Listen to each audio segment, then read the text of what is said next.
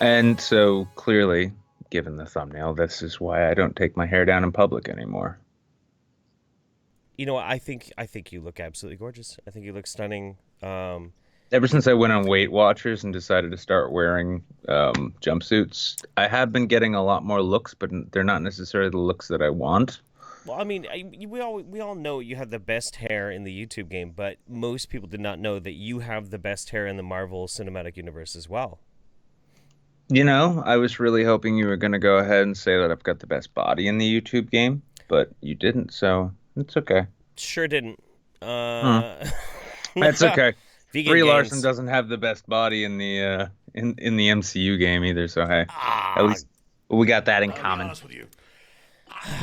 oh my I'm God. kind of retarded. Thank you guys very much. We'll get to some of those in a minute.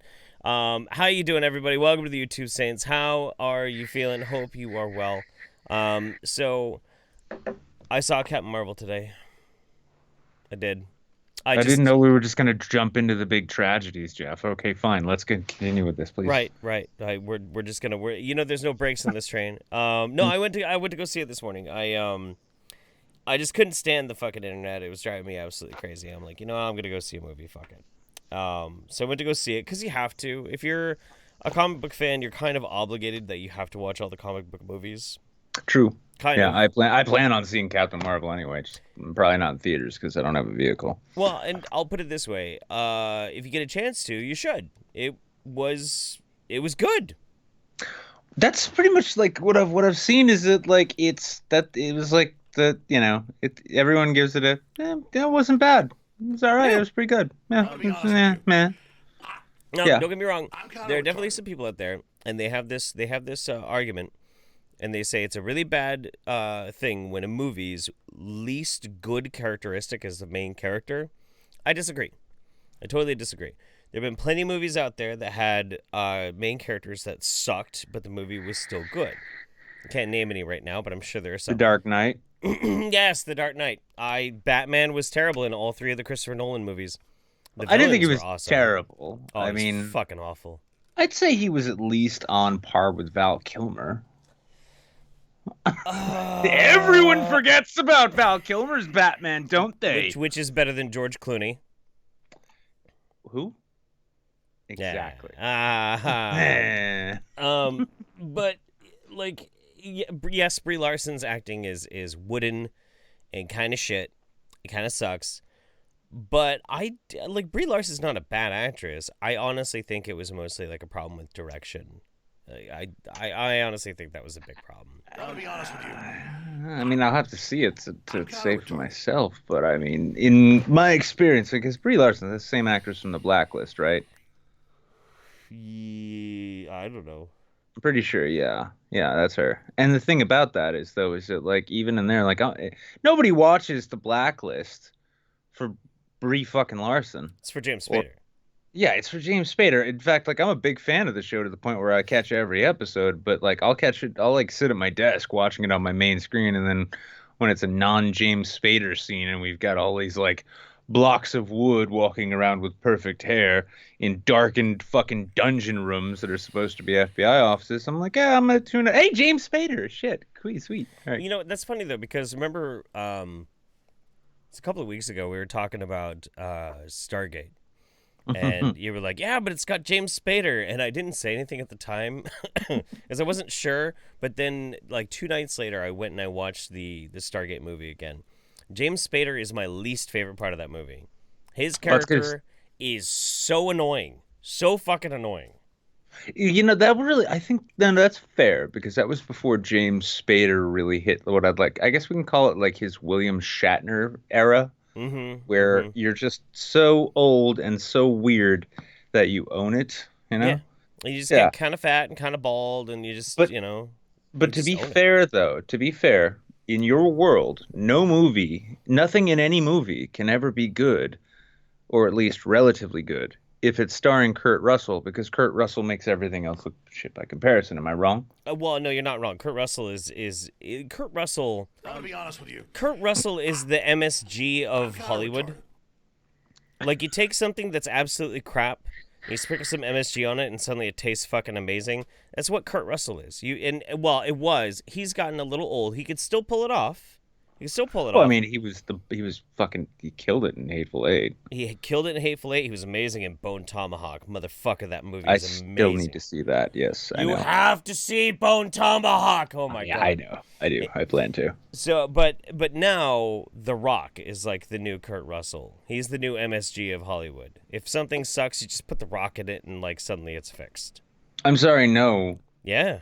If something sucks and you put The Rock in it, then it's a The Rock movie. It's Skyscraper terrible. was art. It was Oh, art. hey, okay. I mean, I can think of 19 Saudi hijackers who would probably disagree, but that's right. 9/11 I should was have. talking about. Oh my god. That's right. They hit the wrong tower. That's what I'm saying. Mm. No, Anyway, I mean, but no, I mean, well, what? Are you going to actually sit here and try and tell me that G.I. Joe became a good movie when Rock showed up? it was more entertaining. Fast and the Furious was suddenly something more than just a He bunch of pretty people in cars spinning around he when The saved Rock that. He showed up. saved that franchise. He absolutely saved that franchise. That franchise was getting I dull. Nobody disagree. cared. Dumbasses with chin strap goatees and flat brim hats saved that franchise. They're like, oh, Tokyo Drift, man. I could totally drift Tokyo, son. That'd be great. Oh my God. I could Well, okay, totally jump in a Suzu tank out of the back of an air carrier. we got to figure this out. So 5 years ago, it was dudes in tap out hats. What is it now? What is all the Chad bro, pencil goatees like? See, What's I have trouble actually explaining this because I'm from New Hampshire, where everything is like 20 years behind in general anyway. But around here, we do still, and maybe this is just why I hate this place, but around where I live, we do still have the flat brim caps. In the Oh, yeah. summer, it's like wife beater, saggy fucking like We still got flood that. pant jeans, we yeah, still have that. chin strap goatee, Yep. maybe a neck tattoo. These days, maybe a face tattoo, and a watch the size of a Volkswagen, and oh, and a history of domestic violence. Yeah, it's pretty much. I don't know if it's changed, has it? Oh, so now instead of tap out, it's either Supreme or taking steroids. Okay. Do they still wear monster hats? That's what I'm curious about. If somebody Do they wears still a put mon, do they still put monster decals on their diesel trucks to show everyone how amped they are look, to be them? I'm gonna be honest, and I really hope I don't offend anybody who's watching. But if you in any way sport monster gear or are all about that monster life, I kind of hope somebody throws a cup of piss on you. I really do. Whoa, was that a weird Lauren Southern reference? Because she's the kind of bleach blonde bimbo you see hanging on the arms of those Chad bros. Sad virgin Nick walks away. Maybe. Um, I'm sorry. I don't mean to steal your bit, Dave Sherratt. Please forgive me. But but no, I mean that's well, it's a reassuring thing though in a world that's always changing and you never know from one day to the next what to expect out of it. That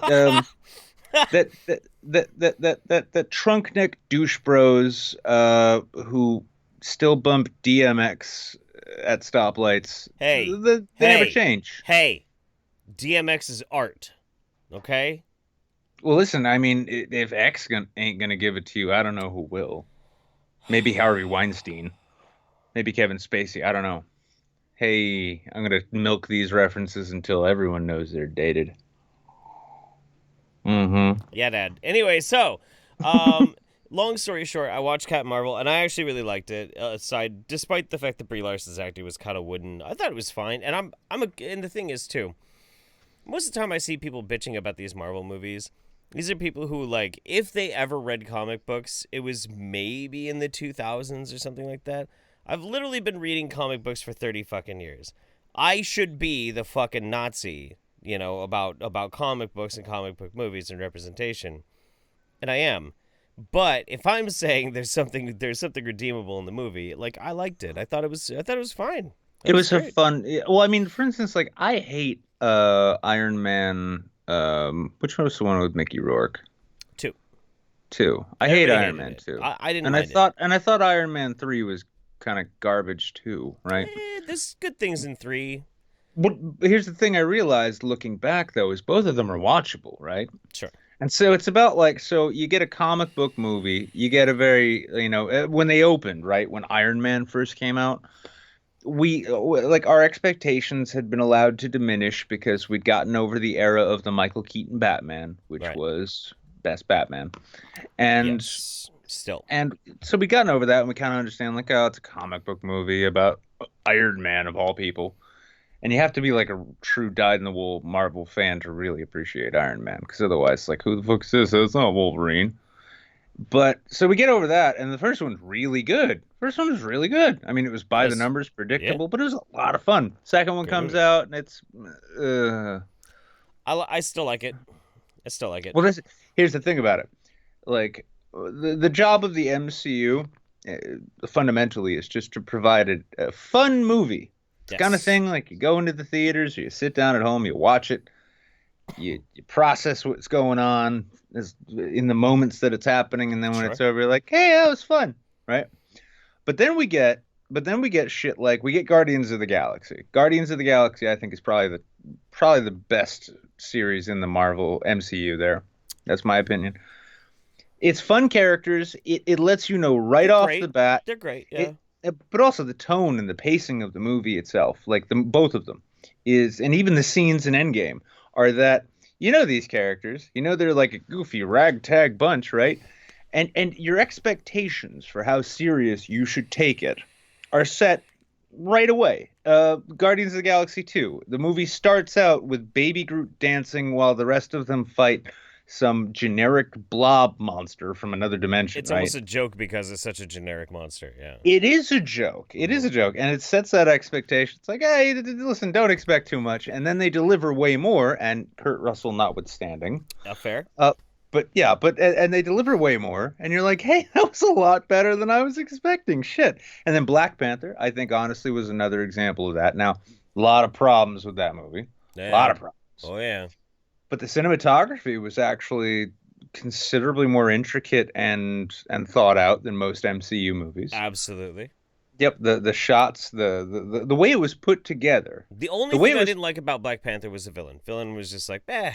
I also didn't like the MacGuffin, the not Bavarium. I've been playing too much Just Cause. The Vibranium MacGuffin. It's like Yeah. this is the only place in the world you can get vibranium, and it's like, oh, okay, so it's like we're gonna go into and this comes from the comics too. It The does. comic It does. was It's a comic book MacGuffin. Not just that, no. I mean, Black Panther as a character, as a series, was written as sort of an empowerment narrative by a Marvel writer who felt there weren't enough black characters. Fair criticism. Yeah. But Yeah. when he decides he's going to craft his black superhero, rather than making it like the kind of superheroes people really latch onto, which is that anti-hero underdog makes justice in his own way kind of thing, it's like, oh, he is a king and also a superpowered superhero from an ultra advanced secret part of Africa, which, by the way, did you know Africa is super advanced? This one And part. it was just too much. It's It too was. much. It Like was. he's got to be a king. He's a king of a kingdom He's that is better Superman. than everywhere. No, he's Iron Man, but also the president of the United States. Yeah, exactly. I mean, it's just too much to layer on there. Yeah. And the fact that they kind of and I was actually kind of impressed cinematically with how they made that work, just because it was like, it wasn't as hard to believe Favorite as part it of that was. movie. Favorite part of that movie. Gorilla Clan. Oh, fucking when badass, dude.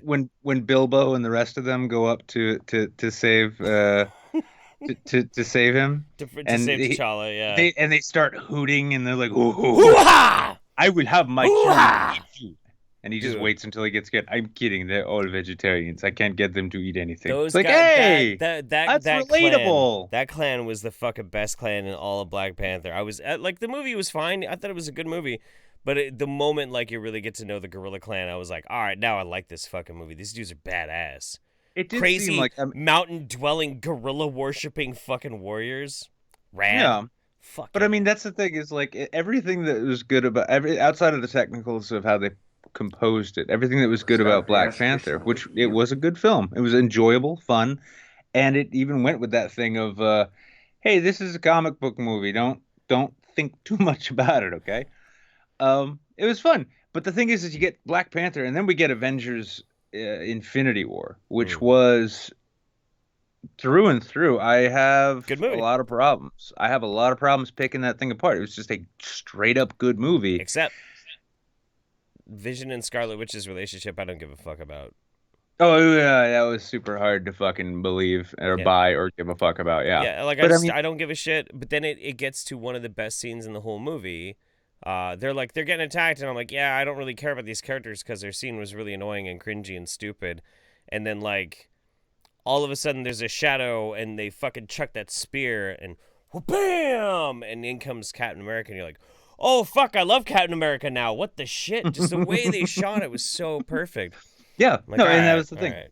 Well, what they did, it was a similar thing to Black Panther. They coupled a story which actually had, because what was Black Panther like? Black Panther's message was interesting when you thought about it after the film. Mm-hmm. The notion of we have all this power, we should go be an interventionist force and save the world. No, wait, we know that doesn't work out when powers do that. I'm like, okay, that's hmm. Well, here's an interesting thing too is like there is kind of that problem with writing the comics with Black Panther of he's not necessarily relatable, but the comics now I think for the past 3 years have been written by Ta-Nehisi Coates. I'm probably mispronouncing his name.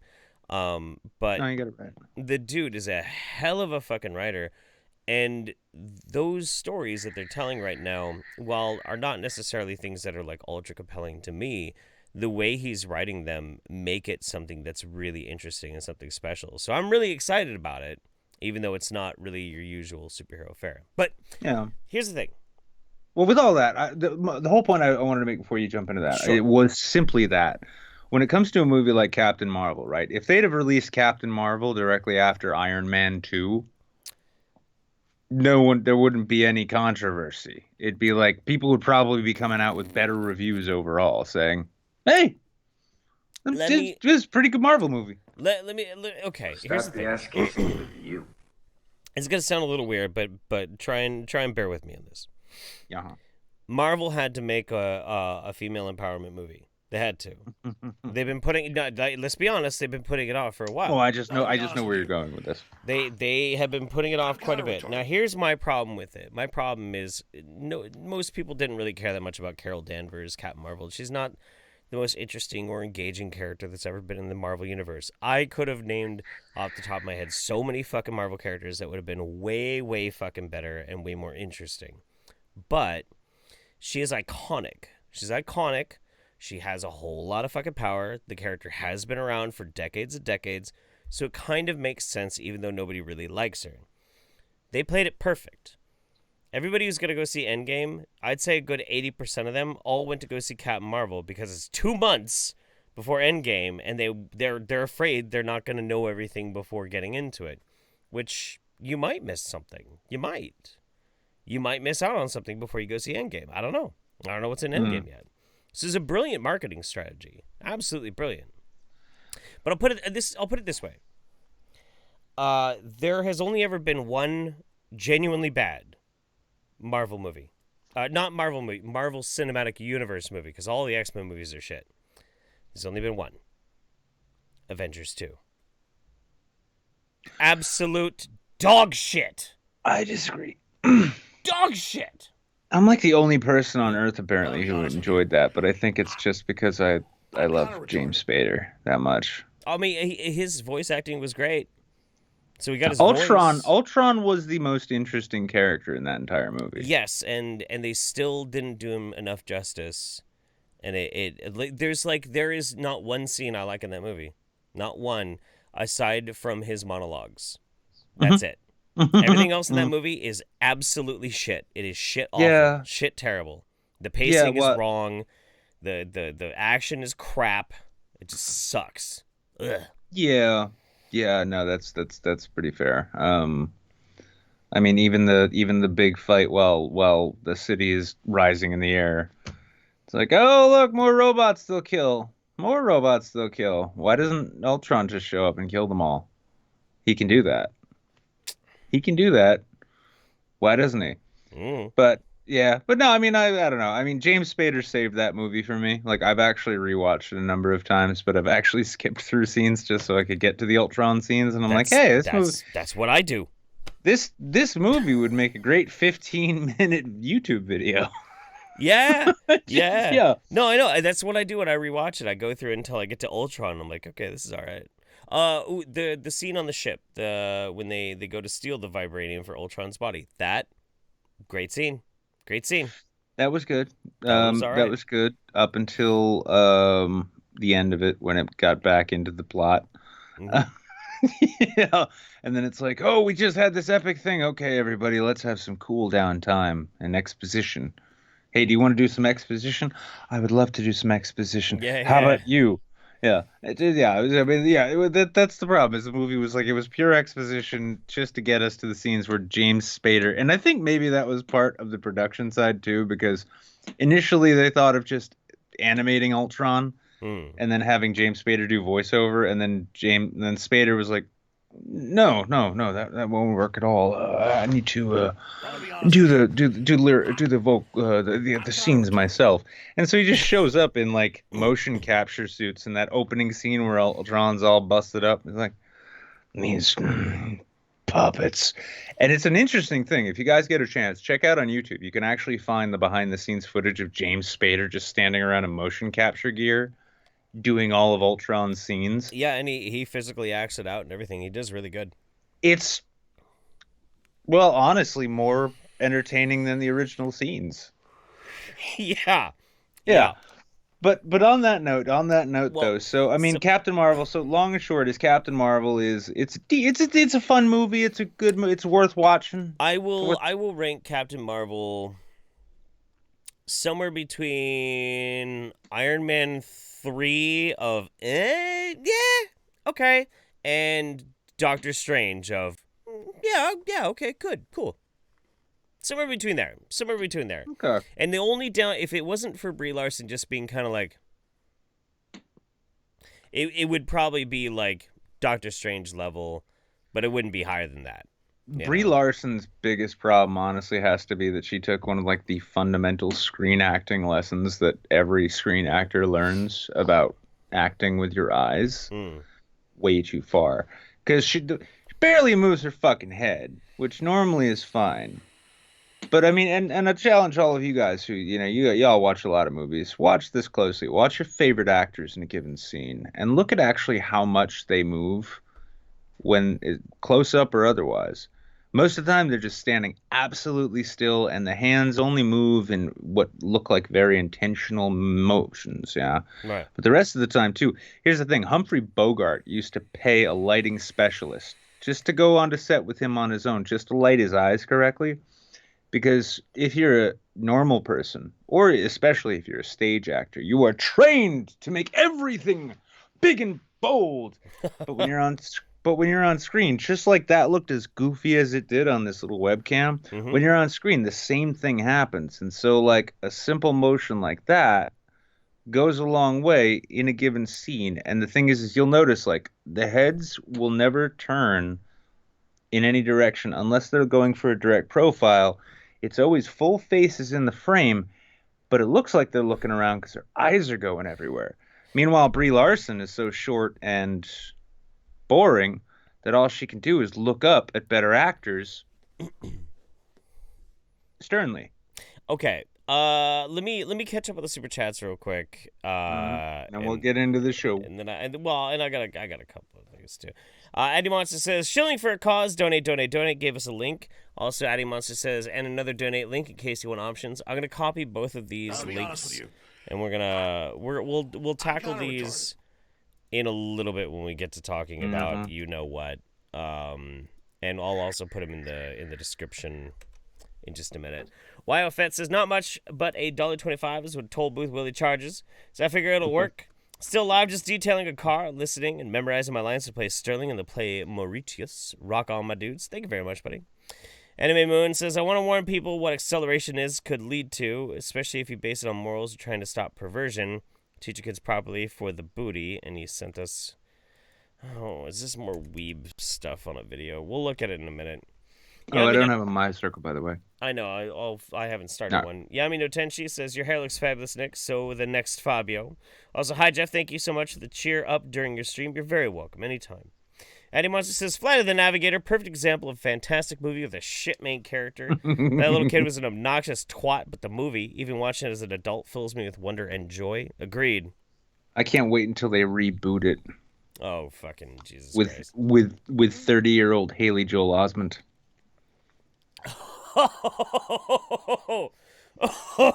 Haley Joel Osment is not 30. No way. He's not? Oh, he's got to be. No. Oh, my God. Chat, somebody look up how old Haley Joel Osment is. He looks 30, but I mean, I'd love it to. He's like getting portly. He's got a big old beard. He's got that kind of like, yeah, man, I love weed kind of face. I just love to see him, like, you know, and we could even get Paul Herman back to do the voice of the ship. And so it'd be like, I forget all the lines. Donnie says, howdy, Daddy and Nick. I'm having a good night with House by myself. Basically just been playing video games with the volume way up. So you're saying we can't talk to your dad? Because I want to talk to your dad. I want to meet that dad. Eddie Mazza says the Marvel movies are fun. Guardians is the peak, in my honest opinion. Have a good time. It's when nerds and incels get mad about whammons, and then Marvel reacts by making a big deal about a whammon hero. Everything becomes political, and hashtag Thanos is right. Maybe. That's what I love about that movie too. It had a villain you could understand and kind of identify with. You're like, Haley Joel Osment is 30.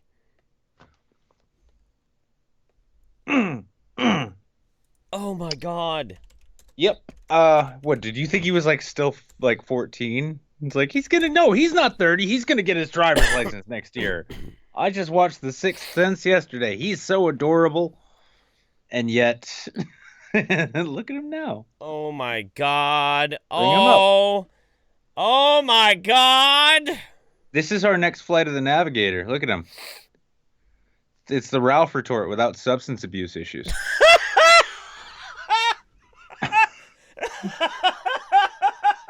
I'm sorry, Haley Joel Osment. Fuck you. Oh my God. Jesus Christ. Let's just leave Haley up there while we read these. Yeah, no. Actually, I think we gotta get we need to get a PDF cutout of Haley there, just so we can bring him up next to Gerard Depardieu. I mean, at least Haley doesn't have a Me Too moment. In the future, because honestly, like, he's 30 now. In about 7 years, when he thinks about all of the friends that he used to know who aren't here anymore, he can be like, I still see dead people. Oh shit, you're not there anymore. You died in that car crash. We need Haley posting now instead of Haley posting. Yeah. Yep. Mistaken Reaper. Osment posts. Osment posts. Mistaken Reaper says Kurt Russell, horrible actor. Hi everyone. No, you're wrong. You're just dead wrong. This is Jeff says Captain Marvel is one of the best MCU movies. I mean, I'm glad you liked it. Christopher says Spider Jerusalem is best comic book character. Prove me wrong. I can't. I honestly haven't bothered with anything outside of Avengers since Guardians. By the way, James Gunn is back. Oh, and we're talking about that. What? Hang on. What? What? I wasn't paying attention when I put the promo together. So what happened? Never mind about it. Spider Jerusalem is an amazing comic book character, though. Donnie says, so how long have we been going, and all we've talked about so far are comic book movies? I'm not trying to sound whiny, but it's starting to sound rambly a bit to me. Too bad. Listen, are you accusing us of trying to drag this show out because we don't know what else to do with it? I'm just asking because if you've got any suggestions, like, we've got a Discord, so please leave them. Call us. Addy Monster says, all this talk of superhero movies, and I'm just here pissed off they didn't cast Sinbad to play Shazam. It's a very meta joke there. And I'm pissed off they didn't cast Sinbad to play Spawn. Oh my God, that would be so bad. That would be Sinbad. Unknown 44 Spawn says... bad. Joy Sparkle Shadowlay Kekistan. Oh, fuck you, dude. Oh my God. You're trying to just give me, like, multiple forms of cancer at the same time. I'd almost be encouraged to make everybody like push Joy Sparkles to be the new Sam Hyde Will you meme, stop except she saying would that? live for that. Stop saying that fucking She name. would live for that. And Stop. also the thing is, Sam Hyde is actually funny and enjoyable to watch. We should try and get Haley Joel Osment on the show. That'd be great. I was really thinking you were about to say we should try and get Sam Hyde on, but yeah, I'm down to get Haley Joel Osment on. By the way, guys, we may be putting together a little GoFundMe at a certain point to convince Mr. Dave Foley for $100 to do a promo. Dave Foley is his cameo thing is $100. Yeah, dude, Andy Dix is 99. Ugh. Who the fuck would pay Andy Dick for anything? I'd pay Andy Dick to go away. Harvey Weinstein. Oh, sorry, Kevin Spacey. Kevin Spacey would be like, can you just shave before you come over, Andy? Just Oh my god. your face and everything. Chris Tucker should be cast as Spawn. Can Can you believe these hair Spawn coming out of the ground? Here's the thing. It's funny, but it's hard to argue against. Terry Crews as Spawn. No. Yeah. I'd say, oh, well, fuck. I don't know. I want Terry Crews in everything, but I don't know. I'll post new nudes that the boys get Joy Sparkles on. You just, like, that mixture of combination means I don't think I can ever find you attractive again, Addie. Some jokes go too far. No, the thing is you missed it, but in the Discord, there's a secret room that you've been banned from called Kill Jeff's Boner Forever. And, yeah, Addie's trying to win that. But it's got, like, a pot, so everybody throws money in. Addie's trying to win the pot. It's like an office pool. I mean, it's like every scene from a movie when a plane crashes and it hits the ground and like it digs into the dirt and it just sprays up debris and dirt and rocks all over the place. That's what just happened to my dick. That's literally what just happened to my dick. It sprayed dirt everywhere. My dick now has crash rash. You might want to get that checked out. Fucking whatever. DMX's Spawn would be good though. That'd be all right. One of us has got to get tested from time to time. All right. Anyway, continue. While we're reading the money chat. We're all caught up. Okay. I like the Thor movies though. They were good too. Especially Ragnarok. Ragnarok was the best. I still like Dark World a lot, even though some people were like, meh. Dark World was good. And the first one was kind of shit, except the Warriors 3. No, it's Warriors 4. The Warriors 4, his friends, and the Destroyer. Seeing those aspects in it made the movie worth it. Oh, I was thinking like Natalie Portman, but no, Natalie Portman hasn't been hot since The Professional. That's a joke. That's a fucking joke. Oh, okay. Joke. All right, there. Let's move on there, Jay Caesar, shall we?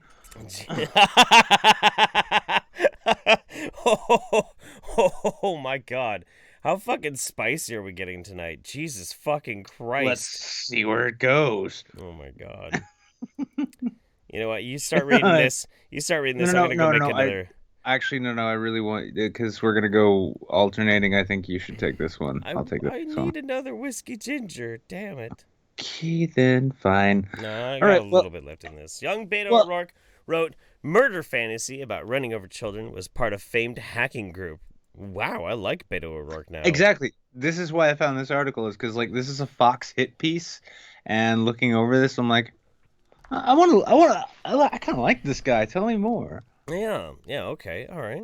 You'd like to play Carmageddon, and he's a hacker. All right, that's fine.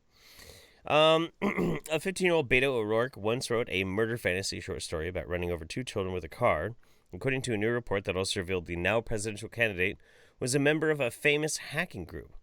Now, before we get deeper into this article, I want you all to remember, anyone watching now or in the future, that Fox News is just trying to bring you the fair and balanced facts here. It's not like they're going Mike Cernovich and digging up crazy old shit in an effort to discredit somebody that they find threatening, because Tucker Carlson is all of a sudden in a world of shit.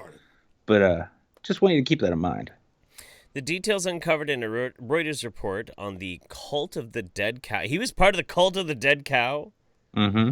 A famous group of hackers credited with inventing the term hacktivism. Reuters revealed that O'Rourke, who joined the Democratic presidential primary race on Thursday, was a member, while reporting there is no indication that O'Rourke ever engaged in the edgiest sorts of hacking activities, such as breaking into computers. This is where it gets good. But the report also revealed that teenage Beto, in connection with the group, wrote stories under the name Psychedelic Warlord, writings that remain online.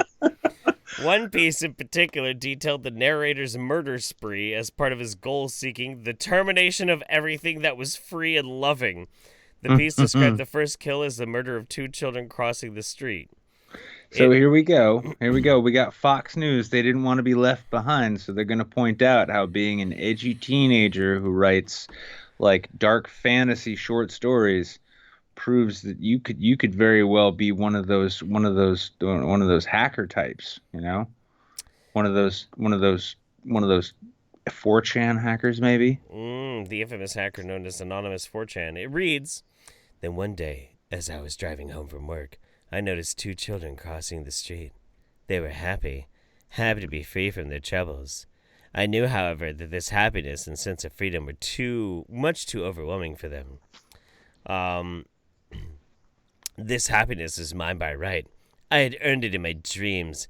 As I neared the young ones, I put all my weight on my right foot, keeping the accelerator pedal on the floor until I heard the crashing of the 2 children on the hood.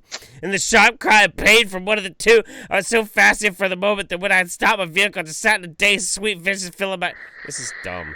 Holy shit. Well, no, but think about this. This is basically like a 15-year-old goth kid trying to like write a serial killer novel. He calls these acts of love.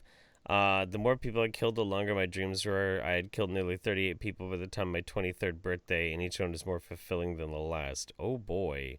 Yeah. Now, how old is Beto O'Rourke, real quick? I don't know. I'll find out real quick. But you continue, because I have a feeling. Because here's the thing: if we can compare how old he is, because I mean, it was honestly. This is pretty bad. This is pretty bad. Oh no! It gets more and more funny. Beto O'Rourke. And another age. He's 46. Okay. In another piece, he challenged the perspective. Wait, so 30 years ago would have been... 31 years ago. He did 88, 89, something like that. What was he posting in, like, fucking BBSs or some shit? Actually, that's a really good question. If he was 15 when he wrote this then, right? And he got posted to the internet. Yeah, where on the internet? Back in the 88? Like, what was this posted on DARPA? Yeah, well, I mean, there was the basic World Wide Web, but also like, you know, forums and hacktivism was mostly taking place on BBSs. Yeah. So, or Usenet. I mean, Usenet posts or something like that. Yeah, but all right, so well, yeah, in the next step. Okay. Because let's just ask ourselves too: is the release of this piece curiously well timed? But never mind. In another piece, he challenged the perspective of a neo-Nazi who was defending Hitler's actions. The Reuters report reads, in another piece, he took on a self-proclaimed neo-Nazi who maintained that Hitler was misunderstood and didn't personally want Jews killed. O'Rourke and a Jewish friend questioned the man about his theories and let him ramble about Jews and African Americans, an attempt to let him hang himself with his own words.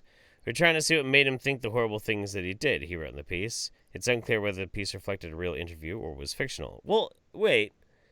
So he's challenging the perspective of neo-Nazi. What the fuck's wrong with that? Listen, man, That's forget. That's good. Listen. I mean, wait, it's Fox News. They don't. It's Fox News, man. Listen. I mean, listen. We get it. We need to take How them seriously, dare okay? Beto O'Rourke abuse that poor neo-Nazi? Exactly. And not only that, like let's keep in mind, Fox News you can't just write them off. They're on the cutting edge. They've been bringing YouTubers on for spots. And so, you know, they're in touch not only with the new media, which is going to defeat the old media, but also, you know, they've got their thumb and forefinger and the rest of the fingers clenched around the pulse of the country. The shaft. O'Rourke said he gave up hacking when he was 18-year-old and enrolled in college. He told Reuters that he got into the habit and visited boards frequented by other hackers, because it's a great way to get cracked games, meaning video games that have been altered in some way. He Uh, he went to he did the pirating. he He stole he King's Quest 5, he downloaded that guys. sweet juicy Juarez, man. Yeah. Yeah, he stole Police Quest 4. Goddamn Police bastard Quest. O'Rourke. Fuck me. Oh my god. The latest revelations, O'Rourke 46 told news. It was stuff that I was part of as a teenager that I'm not proud of today, and I mean that's long and short of it. Asked about the potential impact on his 2020 campaign, he had this to say. I can't control anything I did in the past. All I can do is control what I do going forward. And what I plan to do is give this my best, bring as many people together around the solution we face. That's what I hear the people of Iowa saying as well. That is the most See, sodden vagina answer I've ever heard in my life, but okay. they really could have fucked him up real bad though if they'd have gone ahead and asked him, like, as a fellow potential presidential candidate, how do you feel about the fact that Cory Booker gets to date Rosario Dawson and I you am don't? really upset that Cory Booker is dating Rosario Dawson. Can I tell you why? You wanted to date Cory Booker yourself, didn't I you? would have fucked both of them. I mean, fuck, dude. Oh my god. Cory Booker is a hot fucking man. And Rosario Dawson is one of the hottest women ever in Hollywood. Not just now, but ever in Hollywood. She is gorgeous, stunning. Also, she confesses to ATM and Clerks 2, which was a masterpiece. I'd say right up there with Captain Marvel, honestly. Yeah, oh my god. I mean, yeah, there's levels of awesomeness, you know. There's eating ass, Captain Marvel, ass to mouth. That's like how it goes. That's I mean, that's our culture. That's the culture. It's just what we got to deal with, y'all. Eddie Monster says, I'm sorry, Daddy. I have a fetish for seeing what happens when an unstoppable force of cringe meets an unkillable erection. I'll make it up to you, I promise. Yes, you will.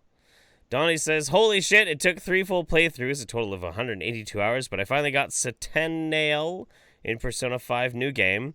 I've been working since the beginning of February for this moment. Good for you, man. I have no idea what any of those words mean, but good for you. Good for you. Good. Good for you. So Jeff, you go ahead, bring up the next article. You go get yourself your whiskey. I'll read this to the people. Yeah, all right. I'm going to go Yeah. get my whiskey ginger. Provided, yeah, all right, good. I'm glad I got the same one. Inside his veto fight with the GOP, Trump may have found a gift.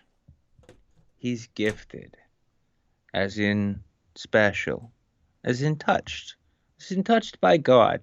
As in, he's a very special young boy. Anyway, President Donald Trump promised to fight Democrats and Republicans in Washington, and with his first ever veto Friday, he did just that. Telling the elected representatives to go fuck themselves. Congress has the freedom to pass this resolution. Hang on. Oh, yeah. Congress has the freedom to pass this resolution, and I have the duty to veto it, he said, as he sent a measure that would have terminated his declaration of a national emergency and the transfer of billions of dollars to build his promised border wall back to Capitol Hill.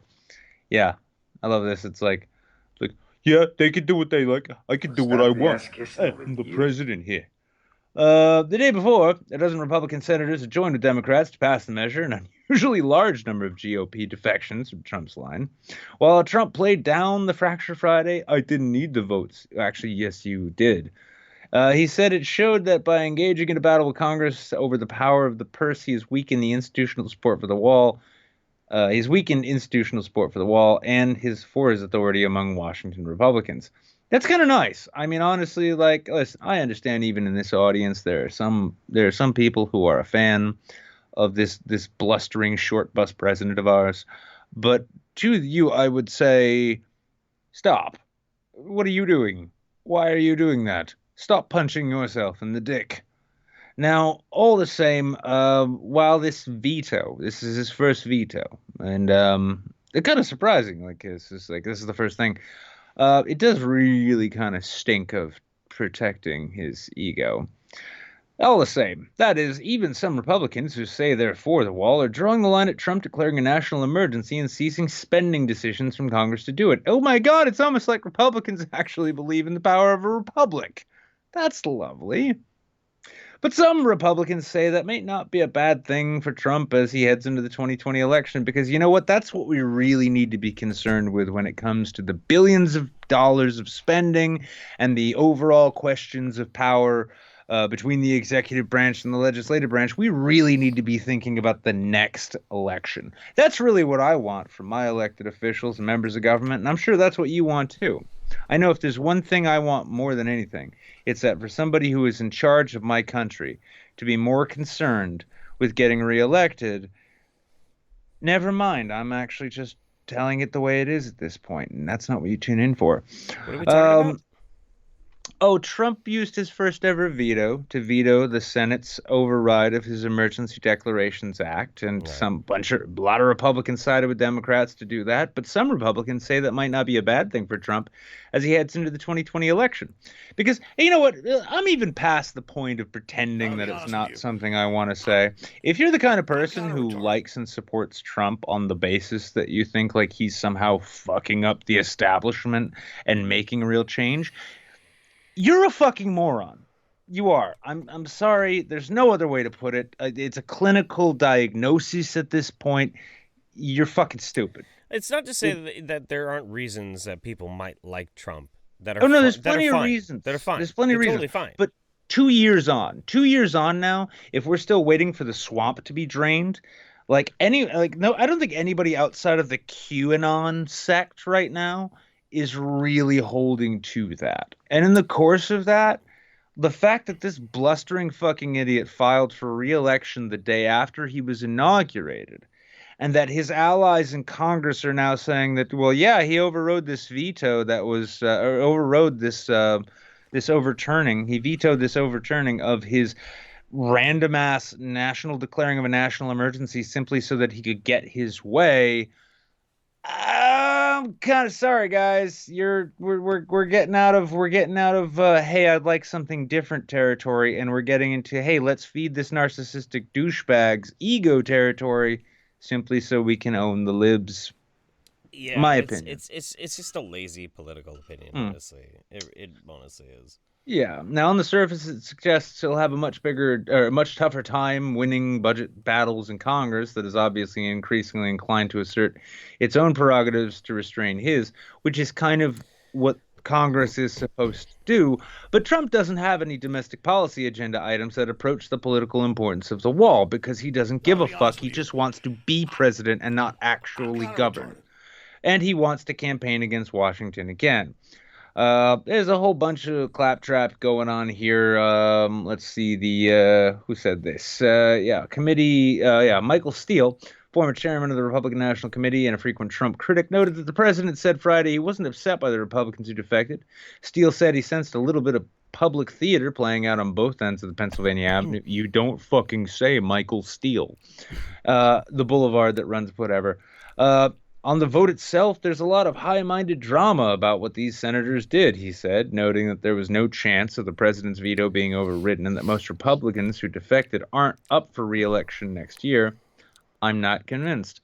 So, yeah, let's just head on into 2020 as though last Tuesday was 2016. And we're just gonna forget all the shit that happened in the meantime. Oh, fuck all that noise. Who gives a shit there? I'm gonna have to fan myself here for a second. Well, you see, Jeff, this is the thing. I spared you the heavy ones. No, I got my own little bit of heavy ones. Well, you need more fiber in your diet then. Alexander Chaparro says Rosario Dawson is an OG. She did the rooftop dance before Alexandria Ocasio-Cortez. Look, you know what? I got to tell you, and here's the thing: there's probably quite a few people who are not big Alexandria Ocasio-Cortez fans. This is my hot take on Alexandria Ocasio-Cortez. Ready? I have no idea about any policies she's ever made, but my fucking god, that woman is hot as shit. Holy fuck! I don't. Everybody's like, she's crazy. I'm like, okay, I'll just take her word for it. But when I think of her, I think of that rooftop dance, and I'm like, mamacita. I can't help it. I vote with my dick. I vote with my dick. I do. I vote with my dick. And that's just how I'm going to do it. And if you don't like it, find hotter candidates that say things that you like, okay? It's a scary, but well, it's a confusing thing. So you vote with your dick. Last general election, you voted for Trump over Hillary. Yeah, I'd rather fuck Trump than Hillary. Oh, okay. No, I figured that might be the case. I Yeah. mean, the guy, yeah, I mean, also the Stop guy's the got a ass flat kissing, ass, please. so it's Also, not like because if he grabbed my dick would look huge. Oh my god. tiny hands. I'm glad everybody gets that joke. I made that joke a long time ago and nobody understood it because it wasn't like that big of a thing that his hands were super small. But anyway, Anime Moon says, Nick, was that the whole article a micro penis joke? I think it was a micro penis joke. Micro penis. Oh fuck. Oh yeah, no, we have to. Macro penis. I forgot we're supposed to watch a fucking video that he sent in. Maybe I'll get this mic circle rocking. We can take a look at it. Cool. A little. You bit get that rocking, and also the next article is for you. Well, I know. But we'll get that in spared a second. Addy Monster says, check those Discord DMs, Daddy. I promise to behave for the rest of the night anyway. I looked at my Discord DMs, and Addy, you're forgiven. Lord. I baked them myself, especially for you two. Shut. Are you talking to your dick right now? No, I'm talking to fucking my circle. My circle started popping up before I could send it to you. Yeah. Well, I mean, you know, all kinds of things could start popping up and spitting before you know it. So I'm just. Well, I was just looking at some fucking lewds. There we go. I'm gonna do this, and I'm gonna send you this. Bam. New Gibu. In Bam. fairness, I voted for Trump as well, but that was because I lost a bet. With you. And I'm not a Welsh. If there's one thing I take more seriously than my vote, it's everything else in the world. But after that comes my word. That's pretty fucking. That was actually pretty clever. All right. There we go. You ready? Is it open? I'm ready. I brought cookies to school today. I baked. Oh shit! I should probably open this up so everybody can see it. That might help. Was it Tara Strong? I don't know. I brought cookies to school today. I baked them myself, especially for you two. These are for Miss Ayame, and for you, Mr. Okama. Oh, right. I should make us some tea. Hang on, I have to turn this fucking thing up. Why is it anytime somebody sends me a fucking link for some reason, it's always like the most quiet thing in the world? It's so crazy. I want to make sure you're not disturbed by it. She's acting like her normal self, so last night must have been a dream. Something wrong? Please don't be shy. Go on, eat my cookies. They had a threesome. Too. I'll eat your fucking Your cookies are always so moist and delicious. What's that flavor? It tastes That's vaginal yeast, bro. That's a GBH, my dude. GHB. Whatever. good, but All kinda kinds of letters. strange. How do you like it, Mr. Okama? I added something extra. Well, the secret ingredient is love. Anna, what are you? You see, I discovered something last night when my feelings of love for Mr. Okama Oh no! What? No! reached their peak. The emotions deep down within my body turned to liquid and explode out of me like a gushing volcano. I've named this miraculous discharge my love nectar, and I'm so honored, Mr. Okama, that you would devour it. Your cookies have my love nectar mixed in the dough. We're done. We're done. Good night, everybody. Yeah. What the fuck? What the fuck? Absolutely not. Absolutely not. No. Well, I mean, I'm actually really curious as to where the plot goes. Not me. That's all you, bro. Well, no, like you're in control of my circle, and I don't know how to watch anime on the internet if I'm not doing Saints on Friday.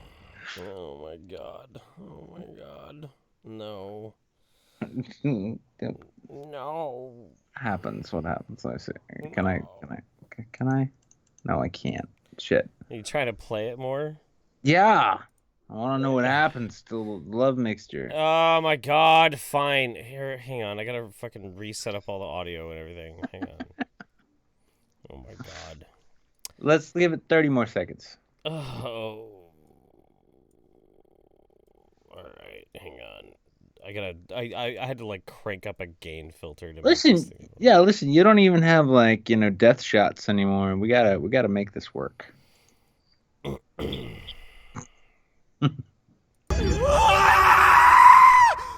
Same. Oh, well. Mr. Okama! I was hoping I might bump into you here. Today, just for you, I've made a very special beverage. See? It's infused with the product of my love. I'm gonna be honest with you. I'm kind of retarded. Because you know it just ends up being like some brown sugar cinnamon mix she came up with at home.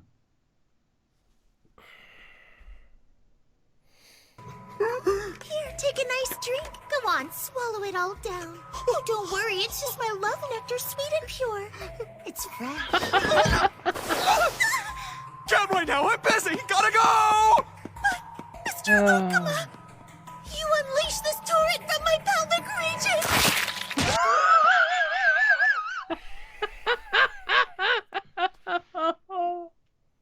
Anime Moon. Oh.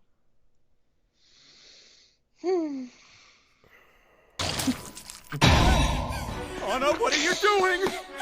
I'm feeling thirsty! This time, let me taste some of your sweet love nectar! Love nectar?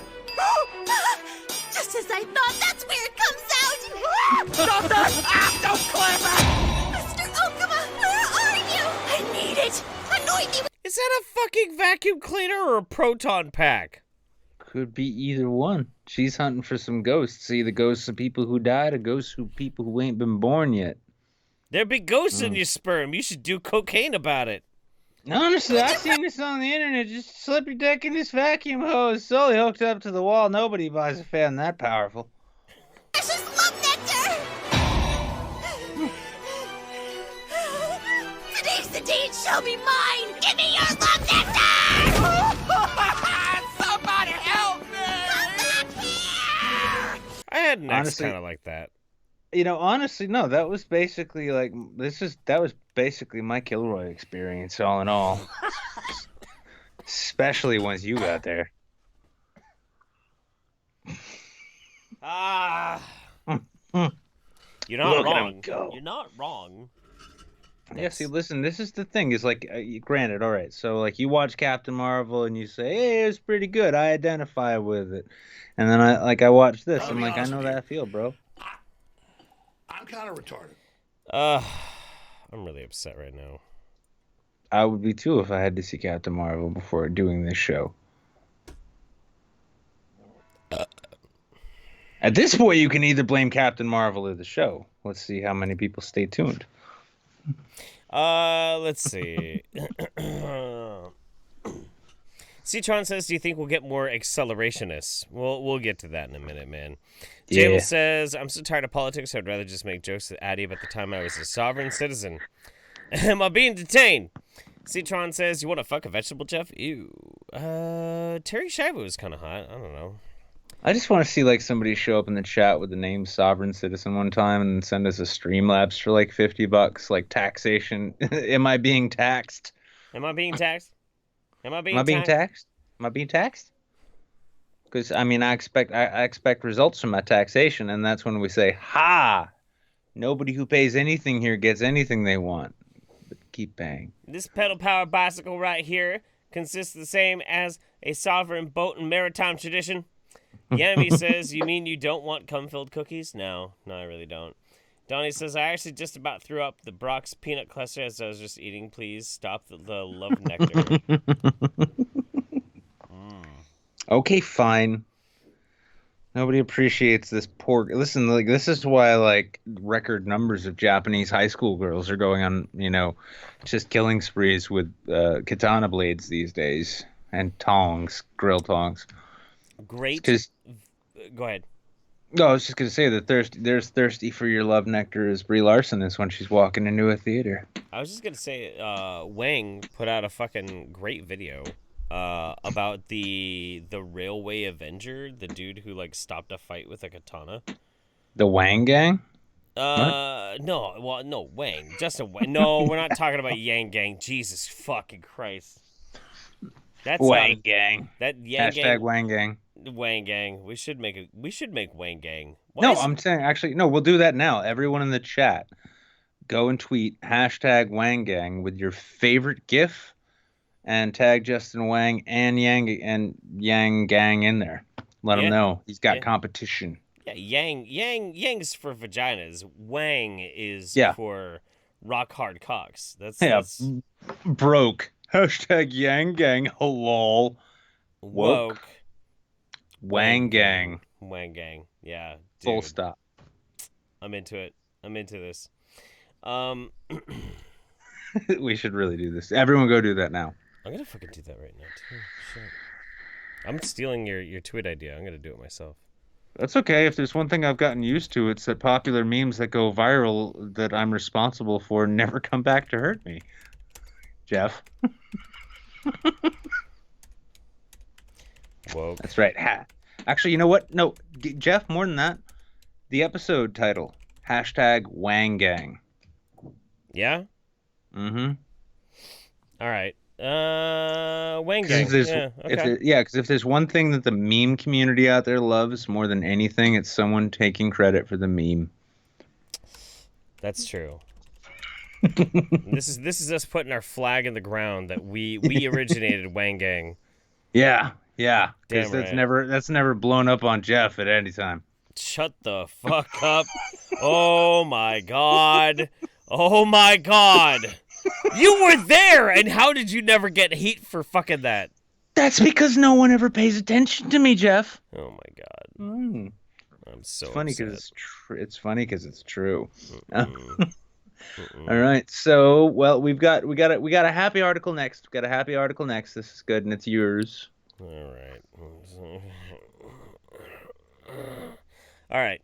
Ladies and gentlemen, I have very good news to announce. You probably already heard it, but James Gunn is back on as Guardians of the Galaxy 3 director. Fuck you, Cernovich. That's right. Fuck you, Gorilla Juice. Hashtag fuck you, Gorilla Mindset, Bean Dick. Fucking sperm power. What the fuck? Fuck Cernovich. I swear. Get back to fucking giving yourself self-cum facials, you fucking douchebag. I had a conversation with a guy. It wasn't that long ago, and there was some contentious issues, but we were making it through. We were having a good conversation, despite disagreeing. But then we got to Cernovich, and the dude said he's a patriot. And I informed this person, I'm like, I'm gonna have to take a break for the night. I don't think we can talk for the night. I'll talk to you again tomorrow because that's awful, and I can't, and I don't want to be rude to you. The dude spammed me for like 6 hours with just tweets, and I didn't reply to him because I was asleep about how Cernovich is a fucking patriot, and I'm like, no. This is the problem, and we'll get a little bit into this in the next article, but like it's an actual fucking serious problem when the fact like so many people who were, let's call them activated under the oh my god, Anita Sarkeesian is terrible fucking flag, right? Have gotten so, like, they've stuffed so many red suppositories up their asses that they are incapable of actually fucking seeing when dog shit occurs. And this comes by, you see this, and one of my very best friends, a person I love dearly, consistently defends Cernovich, Laura Loomer, Paul Joseph Watson, Candace fucking Owens, all of these people. Yeah. Who are they're not just bad news people. They're not just shitty, lazy reporters or clickbait bloggers. These are genuine fucking grifters. These are Dave Rubin grifters. And if you don't see that, I'm sorry, I don't have a bus short enough for you to fit on. Let's save that energy for the other article. We got to get through some good stuff. And we'll get into that energy this is good. At the end. Yeah, this is good. This is good. This is great really energy. good stuff. And also, Dennis, thank you I'll read that one in just a minute once we're done with this article. James Gunn back on as Guardians of the sounding Canadian. In a remarkable turn of events, Disney has reinstated James Gunn as director of Guardians of the Galaxy Volume 3. Disney fired Gunn in July of 2018 after old offensive tweets from his filmmaker were resurfaced by conservative personalities online. Cernovich. The firing was controversial. Bro. With Guardians of the Galaxy stars including Chris Pratt, Zoe Saldana, Bradley Cooper, and Dave Bautista signing an open letter asking for the filmmaker to be rehired. Bautista in particular had been outspoken in his support of Gunn. Marvel Studios put Guardians 3... My boy Dave! Yeah, dude. Bautista's shit. I just love him too because like I've actually like hung out with the dude, and he is a really cool dude. And he's gonna be in Dune. Yeah. As the Yeah. Beast Raban. Well, honestly, with everyone who's played the Beast Raban, both between that god awful fucking 70s flick and the sci-fi original, right? Raban is not a complicated character, but it requires Dave. It does. It does. It wouldn't be Guardians without Drax. No, I was saying Raban. Oh, Raban. Oh, I wasn't paying attention to what you were saying. I just was like, yeah, Batista's really good. Yeah, Raban, like Dave Batista is perfect for a character who is both muscular and militaristic and bloody and psychotic, but also, and this isn't an offense to you, Dave, because I know you watch the show all the time, but kind of stupid. Huh? Basically, if you take Drax and increase the volume and take away all the nobility and the funniness from him, you have Raban. A guy who wants to fucking stab people and gut them and play with their organs. That's Dave Batista in a nutshell. Can I read the article? Go on. Okay. Marvel Studios put Guardians 3 on hold, though Marvel head Kevin Feige, he's Austin Powers Faja, and others involved had maintained they intended to make the film happen. Guardians 3 never had a release date, but Gunn previously said it would open in 2020. In the weeks after firing Gunn, there was speculation around town about who would replace the filmmaker, with agents lining up clients, but by mid-fall, any perceived search seemed to have petered out, with many thinking that the project was on the back burner. What almost no one knew was that Marvel and Disney had never undertaken a search and had gone back to Gunn and made a deal in secret, according to insiders. After the firing, Gunn moved on to Warner Brothers and DC to write and direct The Suicide Squad, which has Idris Elba set to star, and in a August 6, 2021 release date, Gunn plans on doing both films, with The Suicide Squad coming first, according to sources. After the news broke, Gunn, who has been silent on Twitter since his firing, tweeted a statement. I'm tremendously grateful to every person out there who has supported me over the past few months. I'm always learning and will continue to work at being the best human being I can be. I deeply appreciate Disney's decision, and I'm excited to continue making films that investigate the ties of love that bind us all. I have been, and continue to be, incredibly humbled by your love and support. From the bottom of my heart, thank you. I love to you all. And we don't really need to read his fucking apology, but fuck yes. Fuck yeah. Yes. You stud. You fucking stud with your weird glasses. You fucking stud. Welcome back, bitch. Yeah, and also, and as a follow-up, and we're not even going to bring up an article about it, but yeah, Juice Bro is already calling for a boycott. Juice Bro is? Is he yeah, really? I love the... and the thing I love shit, too... Cernovich. Yeah, well, you know what, Cernovich? You really need to go on tour with, what's his name, Jacob Wall and Laura Loomer. Oh, Maybe the three of you can do a whole new Three Stooges thing. Mm-hmm. Yeah, where so you just continue... We'll call it 2.5 irrelevancies. Yeah, and honestly, like, the very fact, like, this really fucking pissed me off when James Gunn got fired over this, because it's a similar thing to the fucking Kevin Hart thing, and it's a similar thing to the Roseanne thing. Honestly, like, even with Roseanne, if she was going to be that toxic a property, write her off the show properly. Don't Jesse Smollett Jesse Smollett her. Don't just say, oh, she died in the midseason. But the very fact that a necklace cretin like Mike Cernovich could be taken seriously as sort of an intellectual culture war figure by people really, really brought it for me into stark contrast exactly what this culture war bullshit really fucking is. It's onto that topic. No, well, I mean, it segues into the next one, I suppose. Is there any other topic? Yeah, but at the same time, it's like the very fact that somebody like Mike Cernovich could be taken seriously. It says volumes about the whole discourse we've been trying to have over the years here on the internet. And if that's one of the people you're going to be looking to, and if Alex Jones is going to be a free speech martyr, and if Paul Joseph Watson or Candace Owens or Cenk Uygur or Sean King are going to be the people that the factions who are warring against each other are going to be looking to, we might as well just nuke this entire thing from orbit. Nuke Because this there's no homosexual Earth. Fuck this. Well, no. Fornicate with this confirmed bachelor Earth. Yes. Right. There we go. Indeed. Some people in the chat are responding. You look like a... Sorry, you look like a villain from Far Cry 5 for a second. You look like a fucking Maybe NPC. I am. I'm a Marifa. I like that. I'm a Marifa. That's right. That's right. Allahu McDonald's. So, Addie was saying, I didn't know James Gunn was a gay. If James Gunn is a gay, let me think about this. Are you judging off of his haircut? Right now, he just looks like a dude at VidCon. I think I would. This is what Repsion's gonna look like after 20 more years and Never several mind. more bottles No. of gin. You cured me. No, I wouldn't then. No, I'm all right. Can't mention Repsion. I'm not into 15-year-olds. Dude, I love Dan. I love Dan. I do too. No, I do too. But honestly, no. If you look at it, like James Gunn, like have you seen what Jason Mewes looks like recently? Yeah. He looks like Caitlyn Jenner. Yeah, he does. He really does. Yeah. He looks like Caitlyn Jenner.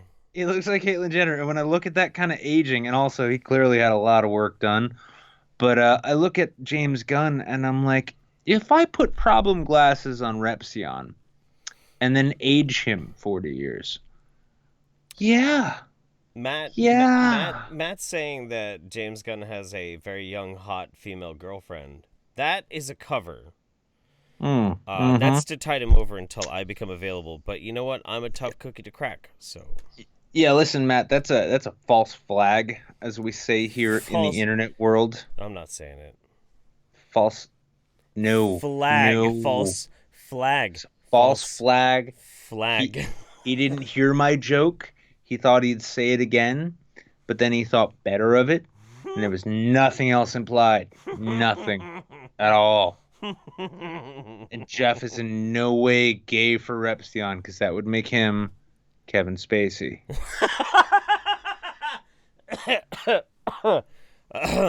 Stop it. It's not even funny. You know what? I don't know what would be at this point. I don't know what would be funnier if we got Repsion on the show next week, or if he agreed to never come on the show ever. He is the biggest fucking prima donna when it comes to being on shows. Like, I've invited him onto the show for like 2 years now, and this is what he always says to me. He's like, I would love to be on your show. I absolutely think it would be fantastic, and I really look forward to doing it. But you have to give me like 5 weeks in advance warning and a written statement of intent and a I need your agent to get in touch with return. my agent.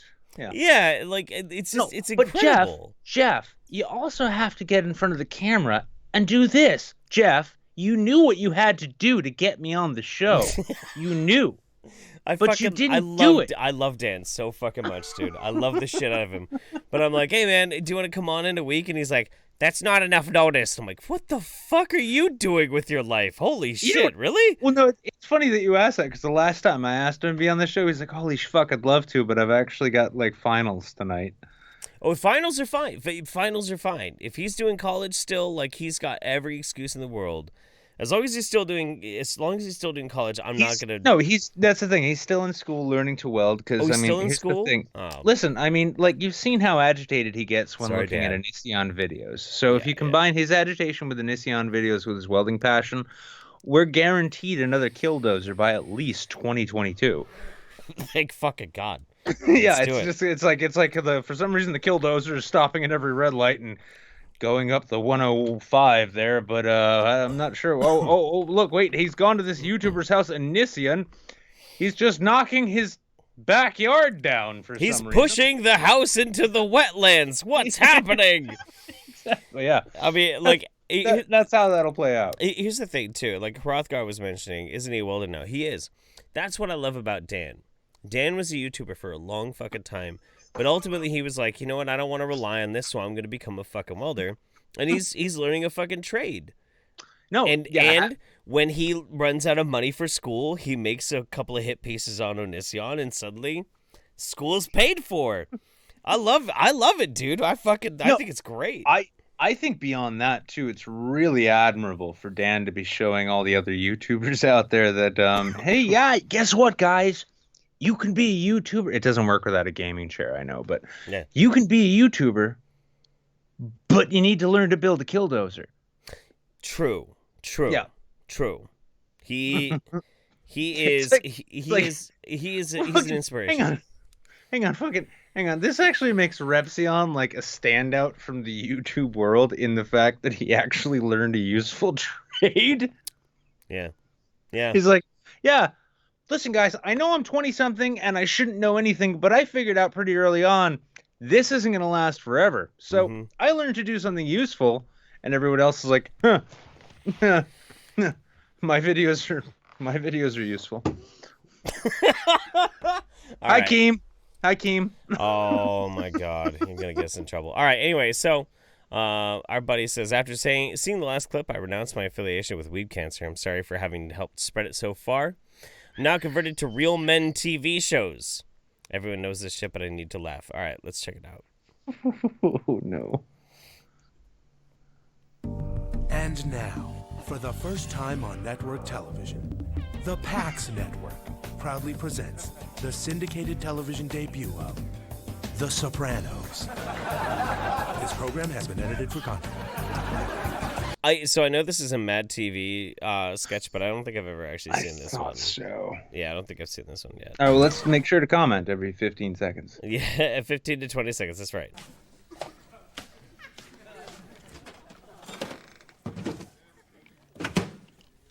Who ate all the gabagool? No more gabagool for you. The doctor said it's bad for you. I don't give a f. Can I get some more gabagool? What am I, your servant? Fuck. You know. Fuck. Is that Will Sasso when he got thin? Yeah. No, well, this is the thing about Will Sasso. His thickness exists on a wave gradient. So this is Will Sasso in one of his thin times, right back before he went back up to his fat times, before he went back then. Yeah, He's in a exactly. Well, I don't need this shit. You want some gabagool? Why don't you get it from one of your little Russian... By the way, Ooh, hang on. You are. Why don't you stop breaking? Is it Nicole Sullivan? Is that her name? I want to say yes. It sounds about right. Yeah, guys, go ahead and let me know. Growing up watching Mad TV, especially if you had a jumbling bit of wedding tackle there, did Nicole Sullivan there not make you say, I want to have raucous sex with that comedian? Get my ball. Let's talk about your anger towards your mother. Anger? Anger what?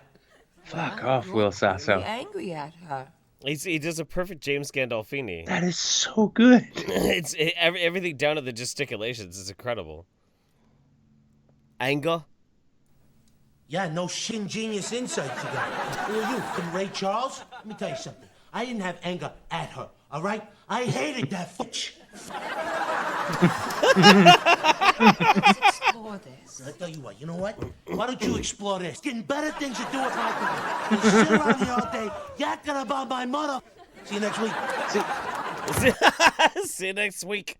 Yeah, see, here's the thing, guys. It's like everybody, all these new kids, right? These kids born in the late '90s, they think making fun of like Christian conservatives is a new thing. No, this is an age-old art form, which you need to learn if you're going to be a real comedian. Yeah, talking to you, Steven Crowder, you virgin. You virgin. Fucking Now, don't virgin. tell your father about your grades. I'm not talking to him. He's a fuck. Hey, Lou. Hey, watch your fuck. You are a racist fuck. Over here dating the mother into my house. Tony. You just tried. Tony. You bring that mother.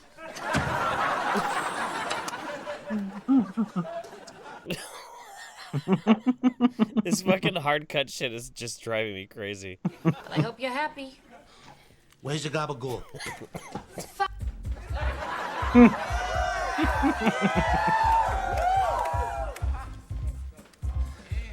Good casting. Tony, please, give me a chance. Don't do this. Shut up, you miserable piece of shit. What's the matter with you, huh? You think you can He was a made man! You rat Can't even look at you.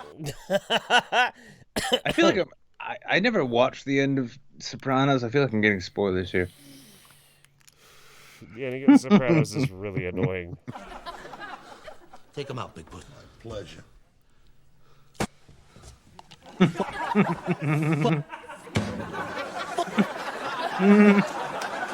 Who's hungry? Oh, I could eat. How about some nice gabagool, Tony? Puss! We don't got any gabagool, okay? So shut the All right already. Liam. Break my butt. Come on, Richard. Tune in next week from 9 o'clock to 9:03 for another presentation of Oh my The god. Sopranos. Yeah, dude, young Joey Diaz. Fuck yeah. That's some oh my god. I love Mad TV too, because I mean they fell off for a little bit, but it was they showed up and they're like, hey SNL, do better. Yeah, well, I mean, that didn't last forever either, though. Like, there was a certain point where Mad TV just kind of like took a flaming shit on everything. No, that's what I mean. They fell off too. That but happens, that happens with any sketch comedy show. The only one that had any long staying power was SNL. But my favorite has always been In Living Color. I loved In Living Color when I was growing up. Last 3 seasons of In Living Color, absolute crap. I loved In Living Color. My thing growing up was probably The Kids in the Hall. Kids in the Hall was good. The State was really good. Yeah, which again, by the way, we'll put that. I'll put the GoFundMe together myself if I have to. But yeah, if you guys want to see Dave Foley do a promo for the Saints, we will use that so much. That would be really good. He was in something recently that I saw that I fucking lost my mind. I'm like, what is that? Is that actually Dave Foley? Well, this is the thing. I mean, with the so you look at SNL. I remember hearing Rogan talk about this. The people who came out of SNL, like the original SNL, launched a legion of comedy gods, right? Mm-hmm. We got Dan Aykroyd. We got Steve Martin was part of that, right? Steve Martin, yeah.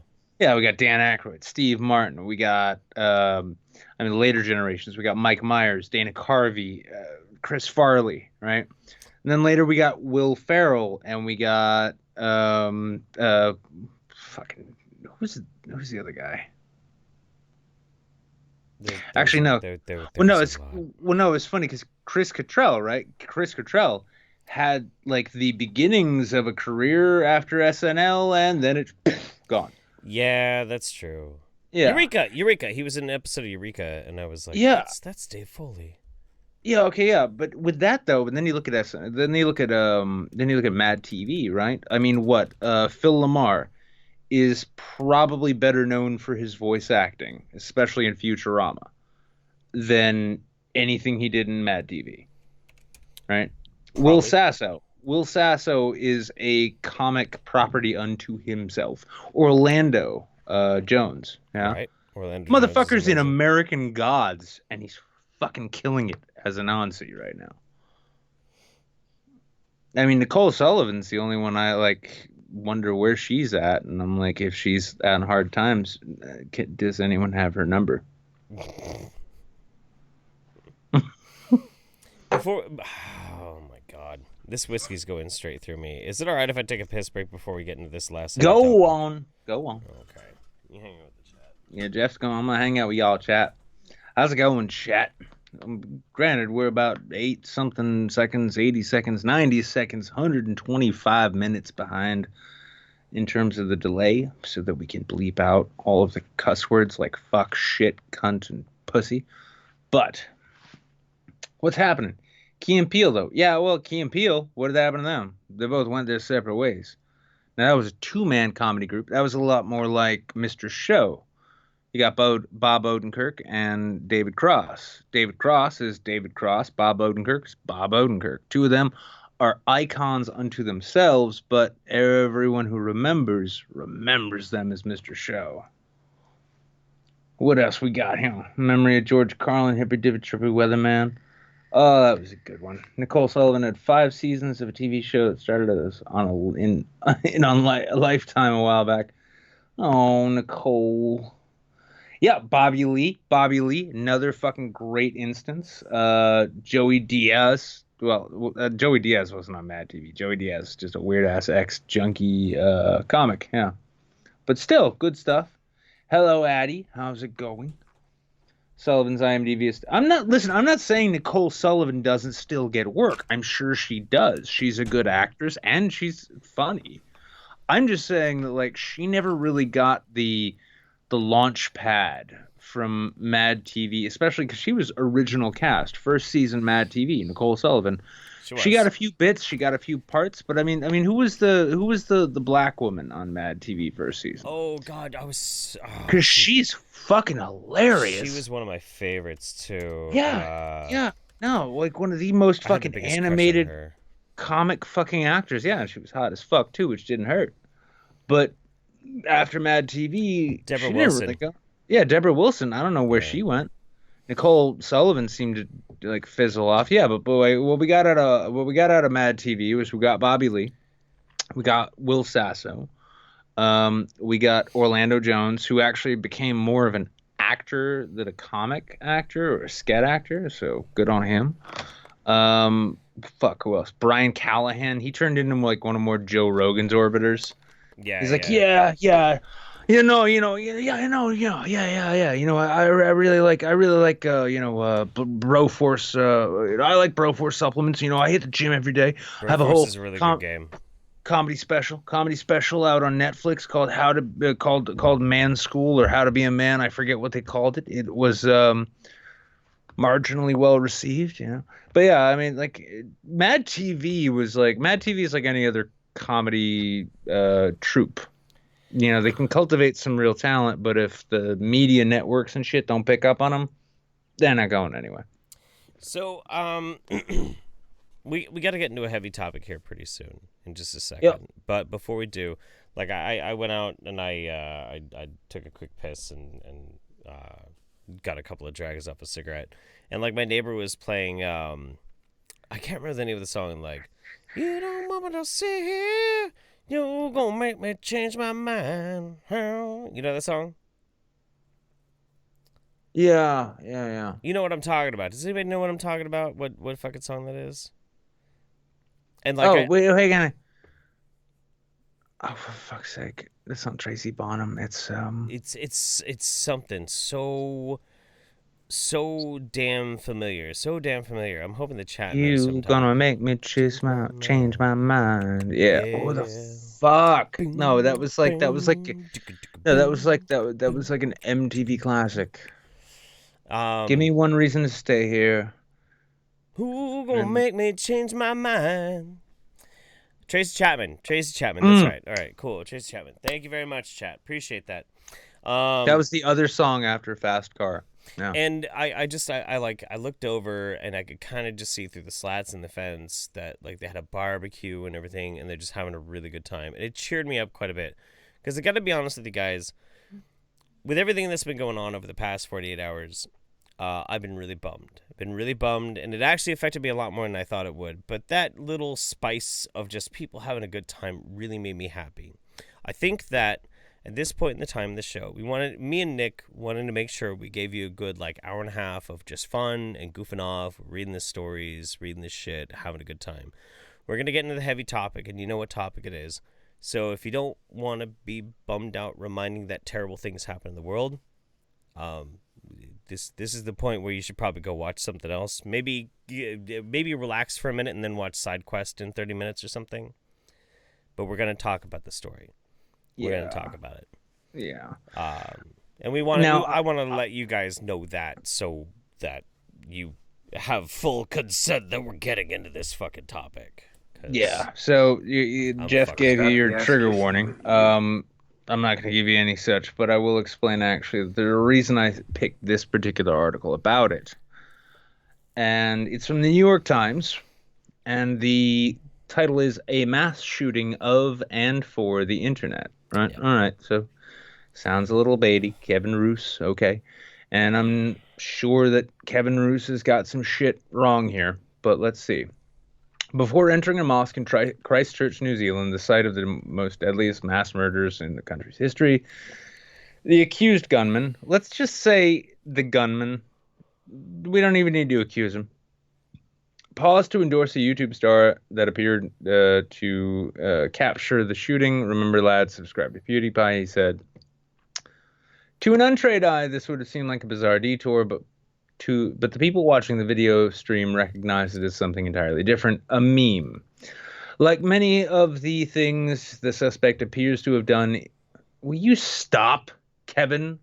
For fuck's sake. What? Have the balls to say the shit that he did that I watched and everyone else watched. Fuck you, New York Times. God damn. Like posting a 74-page manifesto that names specific internet figures who had influenced his views, or writing that the game Fortnite trained me to be a killer. The PewDiePie endorsement serves two purposes. For online followers, it was kind of a satirical Easter egg. Subscribe to PewDiePie, which began as a grassroots online attempt to keep that. And you know what? In a sense, that kind of what it was. Yeah? Sure. That was like, hey guys, internet culture. Right. Right. But for everyone else, it was a booby trap, a joke designed to ensnare unsuspecting people and members of the media into taking it too literally. Yes. Cheers to you again, Kevin, in this. And seriously, New York Times, thank you for actually publishing that. Yeah. The goal, if there was one, may have been to pull a popular internet figure into a fractious blame game and inflame political tensions everywhere. In a tweet, PewDiePie said, I feel absolutely sick, and you've all seen that tweet. Yeah. And you all know PewDiePie had nothing to do with this. And we know basically the majority of the details of what this is. But there's a reason why we're even talking about it to begin with. Yeah, what I like about this article, and I mean, here's the thing. Yesterday, and both Jeff and both Jeff and I were actually like rather inflamed by what happened, naturally and understandably so. That is not only the nature of what happened, but that's the human nature that should respond and correspond to incidents like this. Right. Now, Jeff got so pissed off, he fucked off the internet. I continued trying to wrangle retards, saying like, well, we got to deport all these Muslims from Canada now. And that actually fucking happened. Sure. And it got to a I know, point. I know. No, and here was the fun thing about that conversation. I got in, it was Canadian Inquisitor, and it was nothing but Warcraft fucking references in his whole Twitter profile, right? And he was like, yeah, no, we need to expel them. We need to leave. They need to either go back to their countries or whatever. And then, so I was going back and forth with him, and I'm like, yeah, dude, honestly, you should just like go to a mosque and speak to some Muslims, because you'll discover that most of them are just ordinary people who want to live life, raise families, make business, and make community, and have a good time and live life. Probably change your mind quite a bit. Yeah. And, but the thing was, is then he had he made the mistake of getting into it with a Twitter follower and friend of mine who goes by @SmarmyEOD. Mm-hmm. Oh yeah. John Cisno is an EOD, an explosive ordnance disposal guy who served multiple tours in the War on Freedom, or War for Freedom, whatever the fuck, Enduring Freedom. Enduring Freedom, yeah. Yeah, motherfucker went out and like made sure other people didn't get blowed up, and I think he got blowed up himself. And as soon as this dude got into it with him, my first reaction was like, oh yes, please get into this with John. Yeah. I would love this. And John schooled him. Yeah. Because John was there. John was in a Muslim country surrounded by extremists and shit and trying to do what's right. Yeah. and he was diffusing bombs that the extremists are trying to kill his friends with, and then talking to the local people who were like, hey man, thanks for trying to help us. Right? Nobody else gives a fuck about us. Yeah. Yeah. I know. Now, the details that have emerged about the Christchurch shooting, at least 49 were killed at 2 mosques. I'm still waiting for that to climb over 50. And you know that this piece of shit is going to be like, yes, when that happens. So, by the way, Tranton, I hope you're raped by a Muslim. I hope you're raped by a Muslim in prison. Well, like, okay, let's get to the crux of this article, though. Like, Yeah, actually, you know what? before we just talk. No, you know what? Fuck this article. We already Okay. know. Like the long and short of this article is actually that this kid came out of Chan World, came out of meme culture. He was a big fan of half of the fucking culture warriors that you're fans of. That doesn't lay blame on you or them, but that says that this motherfucker, this kid, this fucking psychopath who brutally, and like, if you haven't watched the video, let me sum it up for you. He dispassionately and coldly and methodically and mechanically killed people who were begging for their lives after he shot them, and made sure to live stream it to Facebook after posting on poll saying, "Hey guys, lol, I'm going IRL posting." And then those kids in Poll who saw that while they watched that stream, their reactions weren't of shock and horror and awe.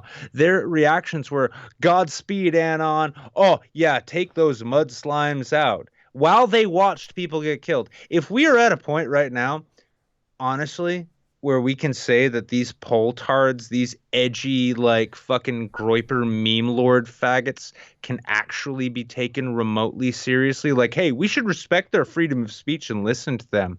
You know what? We should respect their freedom of speech to say stupid shit, sure.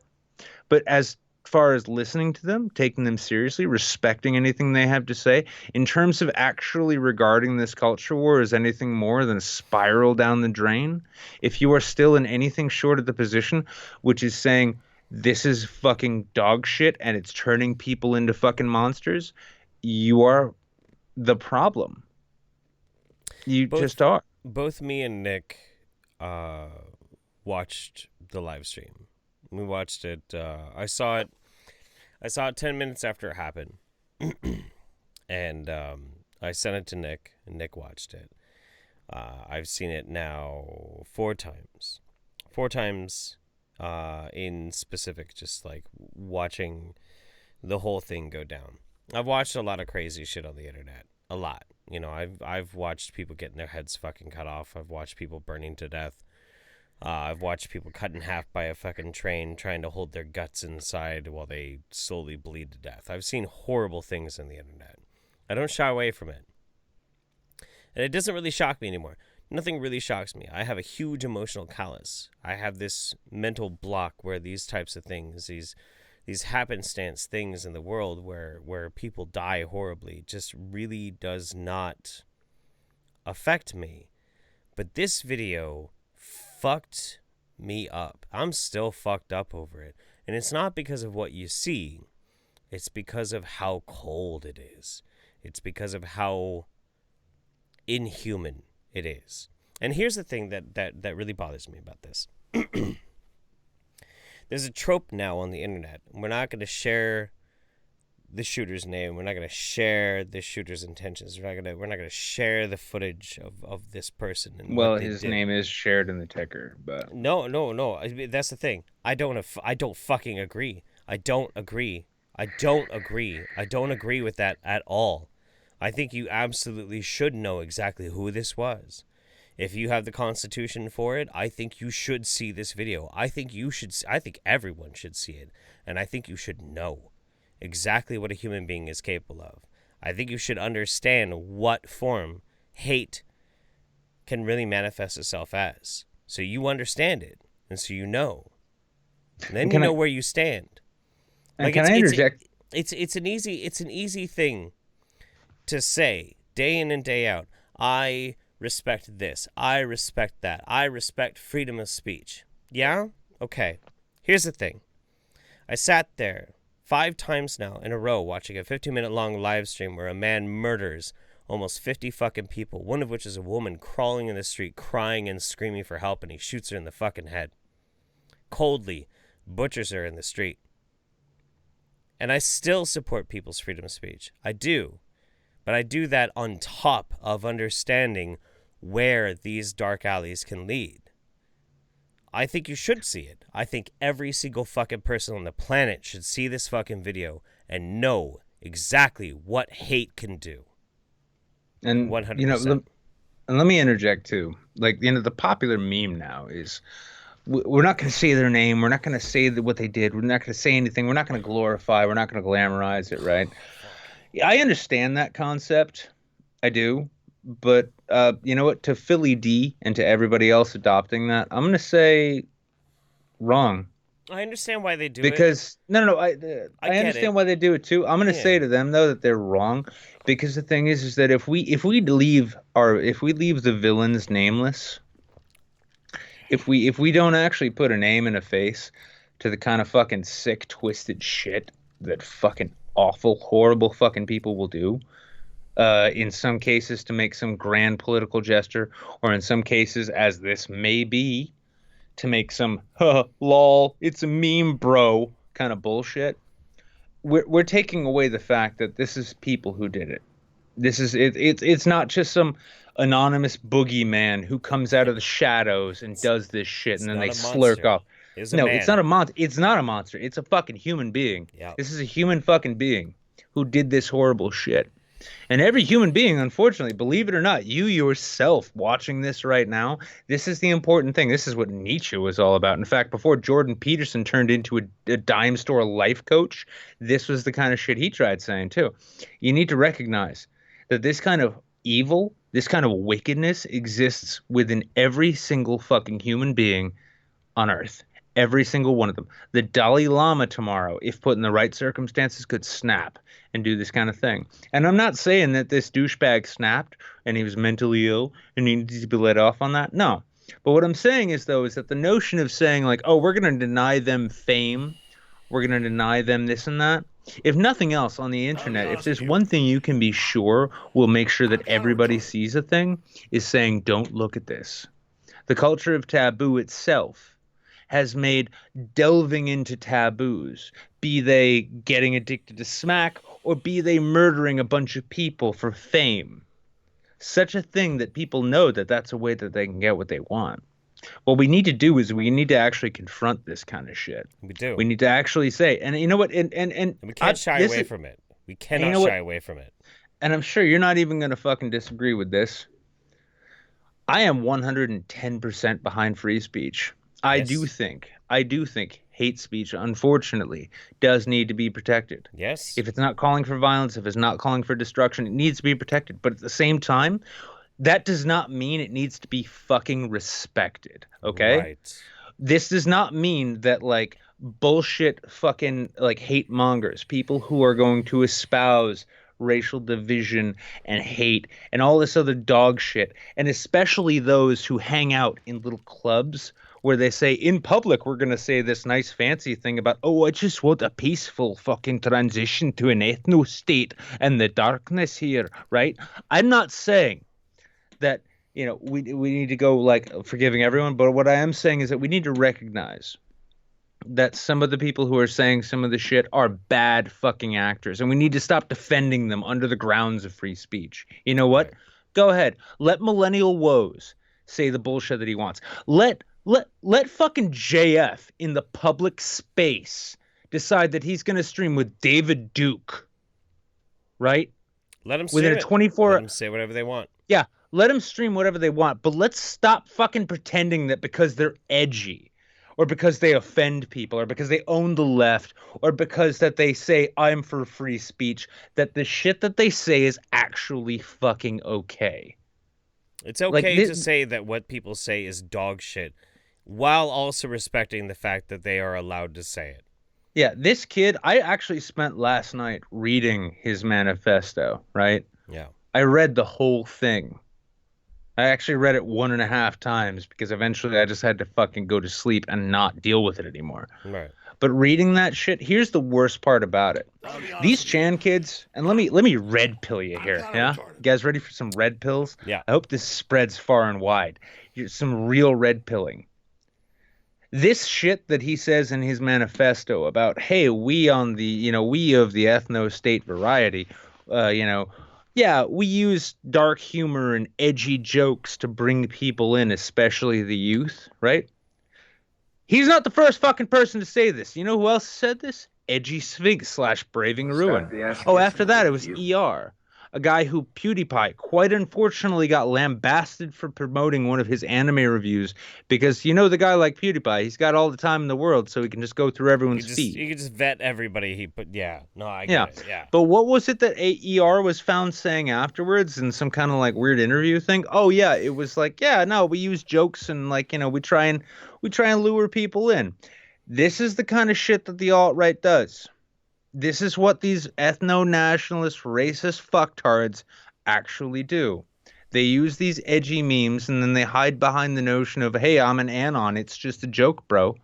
And then they just keep pushing the message. And then anytime they get pushback, I'm just an anon. It's a joke, bro. Right up until they get enough people. And this was something that, here's the funny thing too. And you're going to hate me for this, Jeff. I'm sorry ahead of time. But yeah, that whole fucking debacle you guys saw blow up last year, the whole Kraut scenario where people like Jim and Andy and JF and fucking Richard Spencer were getting tons of airtime because no one could turn away from the drama that was created by that retard Kraut. Well, here's the funny thing. In the course of all of that, and even way before it actually happened, there were a series of leaks from alt-right chat groups where they were consistently saying how they were trying to dog whistle to alt-right racists and white nationalists, using the platforms of other people like Kraut, Sargon, and anybody else who had a big platform on YouTube to show up and use edgy memes, bro, and to use free speech as a means to guide these disaffected, sad, dimwit fucks over to their side. Now, whether or not this particular Aussie fuck was one of those kids or whether he was just some psychopath who decided to jump into pole and spend way too much time there. The fact remains is that these kids who consistently tell you that it's just a meme, bro, that we're just joking, bro, that it's all just for fun and I'm just triggering you to get a reaction, more often than not, much like people like Cernovich, huh? It's not just a meme. It's an attempt to make change in the world, which is detrimental to everyone else around at the expense of the entirety of society for the benefit of the ideology of the dimwit fucktard who decided that it was time to make it gay op. I will say that one of the main structures that I live by in my life is you cannot be successful you cannot be subversive if you're not successful. Well, that does not necessarily mean it's a one-way to altruism. Subversion does not necessarily mean it's going to be an altruistic subversion. And there is no group more successful and more knowledgeable at subverting the system and edging their way into popular discourse than the alt-right. Nobody is more of a master of that. Any online group pales in comparison. They are rather effective, thankfully, and this is the saving grace. This actually is the savior of our fucking society. People are not that fucking dumb, and I'd say 99.9% of the people who like buy into some of their vibe, once they get that slight whiff of that racism, they're like, nah dog, I'm not into it, and then they pull back, and so they never fall into it. You yourself out there who are watching this might have had that experience and you wouldn't even know it because they were just that fucking clever. Anyway, that's the long and short of this whole. Actually, no. Let me just. I gotta push back on you there, Jeff. Okay. It's not that they were that clever. And it's not that the audience, and it's not that the audience is naturally immune to it. The problem is that like right now, especially with this culture war shit, it's really hard to discern fact from fiction. And it's really fucking hard to discern a good idea from a bad idea. Because we have look at what the modern pundit class is comprised of online.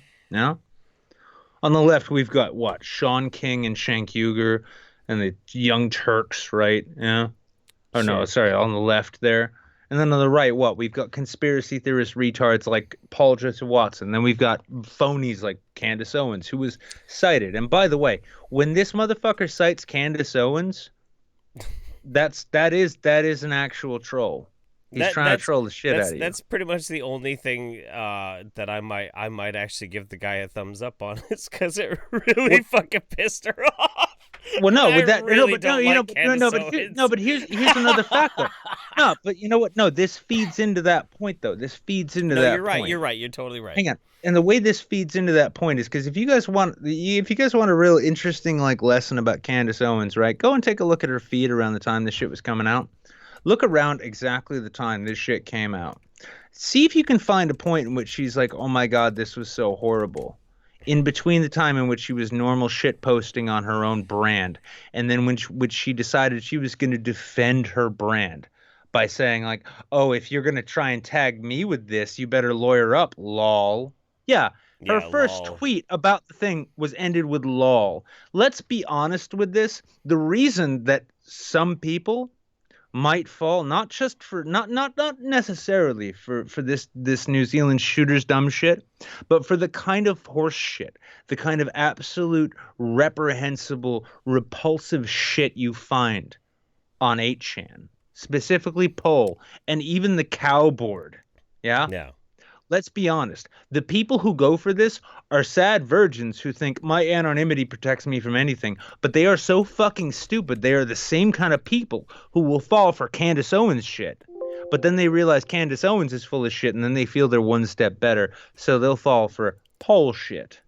This is how it happens. We are in a race to the fucking bottom where everyone is competing to see who can have a dumber fucking audience in reducing pie slices until stupidity reaches such a critical mass that you at least get 48% of the fucking pie. This is what we're facing right now. And unless we can unplug ourselves from this social media political fucking paradox we've created for ourselves, wherein every hot take by anyone with over 100,000 subscribers or over 200,000 followers on Twitter is for some fucking reason taken seriously, this is going to be the norm from now on. If you're not used to it now, get used to it. Yeah. All right, moving on from it. Anime Moon says to take us out on a high note, Jeff. Send us a video. We'll look at that in just a second. Absolutely. Monster says, I'm a member of a gore forum. I only visit it when my life gets so heavy that I need a reminder of how lucky I am to not be shredded by a machine or thrown off a roof or smashed in half by a bus. The darkness of reality is not for everyone, but you know that death could take you in a horrible way, by any means at any moment. And that with the shadow looming over you, it could force you to appreciate what you have. Be careful. Love people. Know the signs of mental illness. Do not hide from reality. I agree. I really do agree. That's like, so somebody not that long ago, they were asking me, why is it that you will go to forums, go to subreddits, not subreddits anymore because they all got fucking shut down, and see footage of these horrible things? Why will you do it? And for me, I had to respond that I need a reminder of how temporary and how incredibly fragile life really is. How in an instant like that, it can just be done and it's gone. It's gone. I need that reminder because it humanizes me. In a weird way, watching somebody suffer and die humanizes me more in a way than just some stupid, shitty Lifetime fucking movie. It's visceral, and it's real, and it's something that I can't shy away from. And in some strange sort of way, especially when a tragedy happens, if I see the tragedy happen, I have no way to suffer with those people who went through that tragedy except to witness it. And that's the least I can do. The least. So I'll do it. And that's why I watch those things. And that's why I take part in it. For my point, I gotta say here's the thing. If we went back several thousand years, right, to a point where human beings of different little tribes smashing each other's heads in with stones was an ordinary thing that everybody got to see, right? Sure. This is the thing is like when I hear people talk about society and they say, well, this is the only thing it is and this is the only way it can work, right? What I'm reminded of is that this is all an illusion. Like society, nations, culture, civilization, laws, morality. It's all a fucking illusion. It's a delusion that we allow ourselves to buy into for a good fucking reason. But in the course of doing such, when we tend to lose sight of what it was we were trying to get away from, that being bloody, murderous savagery, when we lose sight of that, we tend to start to think of things in such an abstract that we start to rationalize and justify all kinds of things, including mass murder. And I watch these things to remind myself that we've made human life valuable. And maybe it's a relative thing. Maybe it's just a thing that we decided for ourselves. Maybe it's the most important thing. No, well, maybe it's the most important thing, even relatively. Maybe in the objective sense, sure, human life is meaningless. This entire species could go extinct. All life on Earth could go extinct. The universe would keep going without a tick.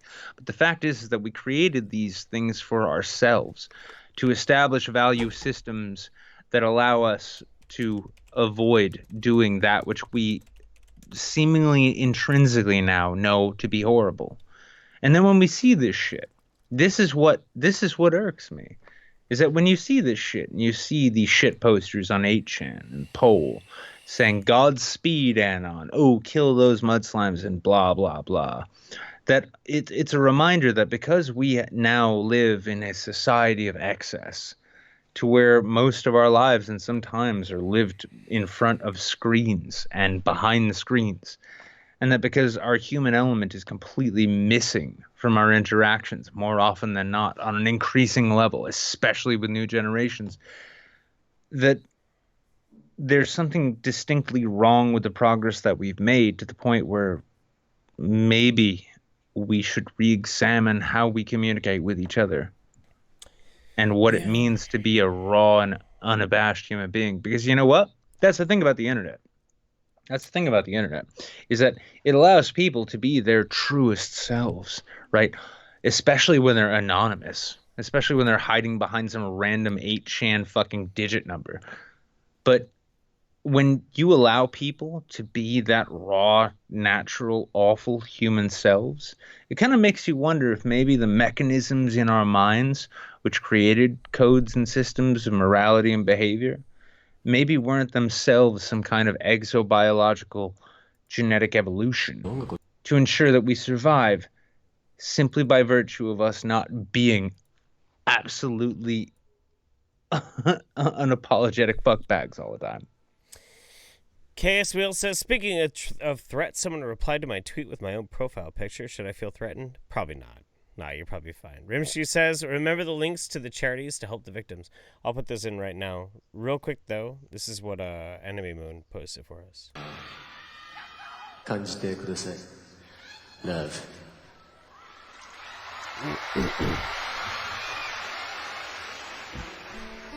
What are we watching? You know what? I like the sound of it. Fuck the monetization. I'm gonna be honest with you. I'm kind of retarded.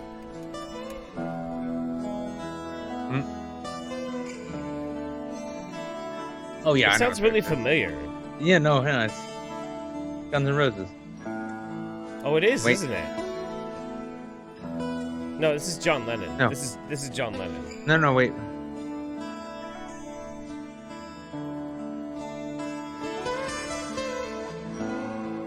This is 100% John Oh, it Lennon. is. Yeah, it is John Lennon. Yeah. Fucking Japanese. They are so technical. Ooh.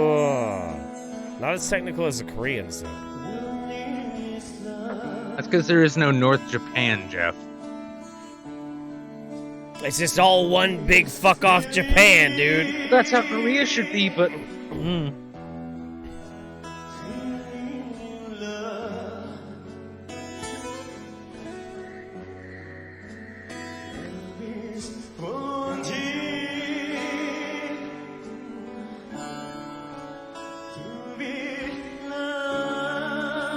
He's got that fucking vocal warble down. He's singing that all phonetically, though. That's the thing. Yeah.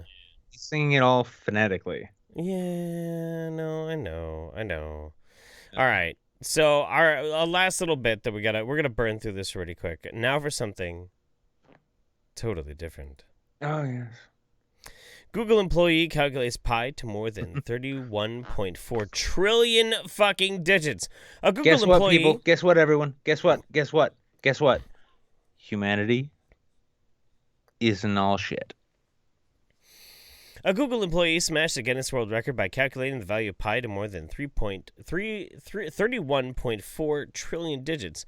Emma Hayuka Iweo, whose accomplishment is certified by Guinness in time for Thursday's Pi Day observance, said she used 25 Google Cloud virtual machines to calculate pi to 31,415,926,535,897 digits, smashing the previous record of fuck off. Wow. No, I don't want to read those commas. Iwao, who performed the calculation for Google's office in Osaka, Japan, said it was the first time a pi record was calculated using cloud technology. It was my childhood dream, a long-time dream, to break the world record for pi. She said she'd been using computer programs to calculate pi since she was 12 years old. She was assisted by Alexander Yi, who created a program called the Y Cruncher for computing pi and similar constants. Also credited Daisuke Takahashi, her former professor and former world record holder for pi, for helping with the accomplishment. We keep investing in the cloud, and it keeps getting even better over time. Hopefully we can go even bigger computation in the future. Thank you so much. Fantastic. Here's the thing. So 3.14 billion characters, yeah? Numbers. 31.4. Yeah, no, okay, let's say 31. Yeah, sorry, 31.4. Yep. 31.4 trillion characters. Yep. Numbers. I want someone to come up with the odds of your phone number coming up in that string. Yeah, it's probably pretty easy to calculate, to be honest. Well, I don't do math well. I'm a social scientist and a writer. I'm kind of retarded. Rimshi says we will hold a Texas Hold'em game after the show using Tabletop Simulator. Join us if you're interested, and if you want to learn, we will happily teach you. We meet in music chat after the show. Let's look on the brighter side of life together for a while. That sounds actually really, really cool. I might actually join you guys on that myself. He also said, remember the links to the charities to help the victims. I have updated the description of this stream, and there are charities to help the victims of the New Zealand shooting. Brainwash says, Nick, I just love when you get this pissed because the truth gets out raw and unlathed just the way it should. Thanks to the words of wisdom, Mr. Wizard. Just sending the love. Long live the saints. That's gacked for Jaw's sake, man. Where's Hyde? Donnie Ekholm says, came back to you guys talking about how people are assholes behind anonymity. I can attest to this as I'm an asshole at times online, but I would never do something to harm someone in real life. I'm a decent fucking person who just likes shitposting. Aren't we all? You know, shitposting can bring the world together, man. It can. Let's not be mistaken. Shitposting itself is hilarious. I laid Master Shake lyrics over Donald Trump video. You did. Right? You did. Yeah. Now, regardless of your political opinion, that was a shitpost. And it worked, I think. It works. Shitposts are great. But the problem is that, especially, and I remember when I got involved with Gamergate at the beginning, I remember I had a chanter coming at me real hard, like, 4chan is the last bastion of true free speech, and we're fighting for it, And when I saw that in 2013, late 2013, I thought it was odd, right? Okay. But then it just kept growing. And the notion of free speech means specifically and implicitly being a piece of shit. Yeah. No. Yeah. Sorry. Yeah. I fell off. You know what? I support Dankula. That joke of his wasn't even a super clever joke. That was just a prank on his girlfriend. It was supposed to be some inside joke. But then it became a fucking massive ass news item, right? But you know what? I marks his back every step of the fucking way. Because he made what was a shitty joke. Now, if we could prosecute shitty jokes, Amy Schumer would be in prison. Right? Yeah, fucking Dane Cook would I wasn't have ready for that faced, one. Fuck you. Dane Cook would have faced the goddamn electric chair. But no, we don't prosecute bad jokes. Because Firing jokes... squad. Firing but, squad. But the problem is that, the problem is like in the same way that the anti-SJW movement of the Gamergate era and post-Gamergate world came about. You guys, you know what? While you listen to Sargon talk about communist entryism into the Labor Party, you missed the fucking Nazi fucking racist ass entryism into anti-SJWism because we ended up accepting Braving Ruin, ER, all these fucking people. No, fuck off. Listen, this is how it works. Yeah, free speech is a right. We need to defend it for everyone. But you know what? Nobody's to blame. Nobody's to blame for it, but we need to just be smarter. If we're gonna take the libertarian position of free speech is an inalienable right, an absolute right for everyone, it's true. You know what? Politically, legally, we need to defend everyone's speech.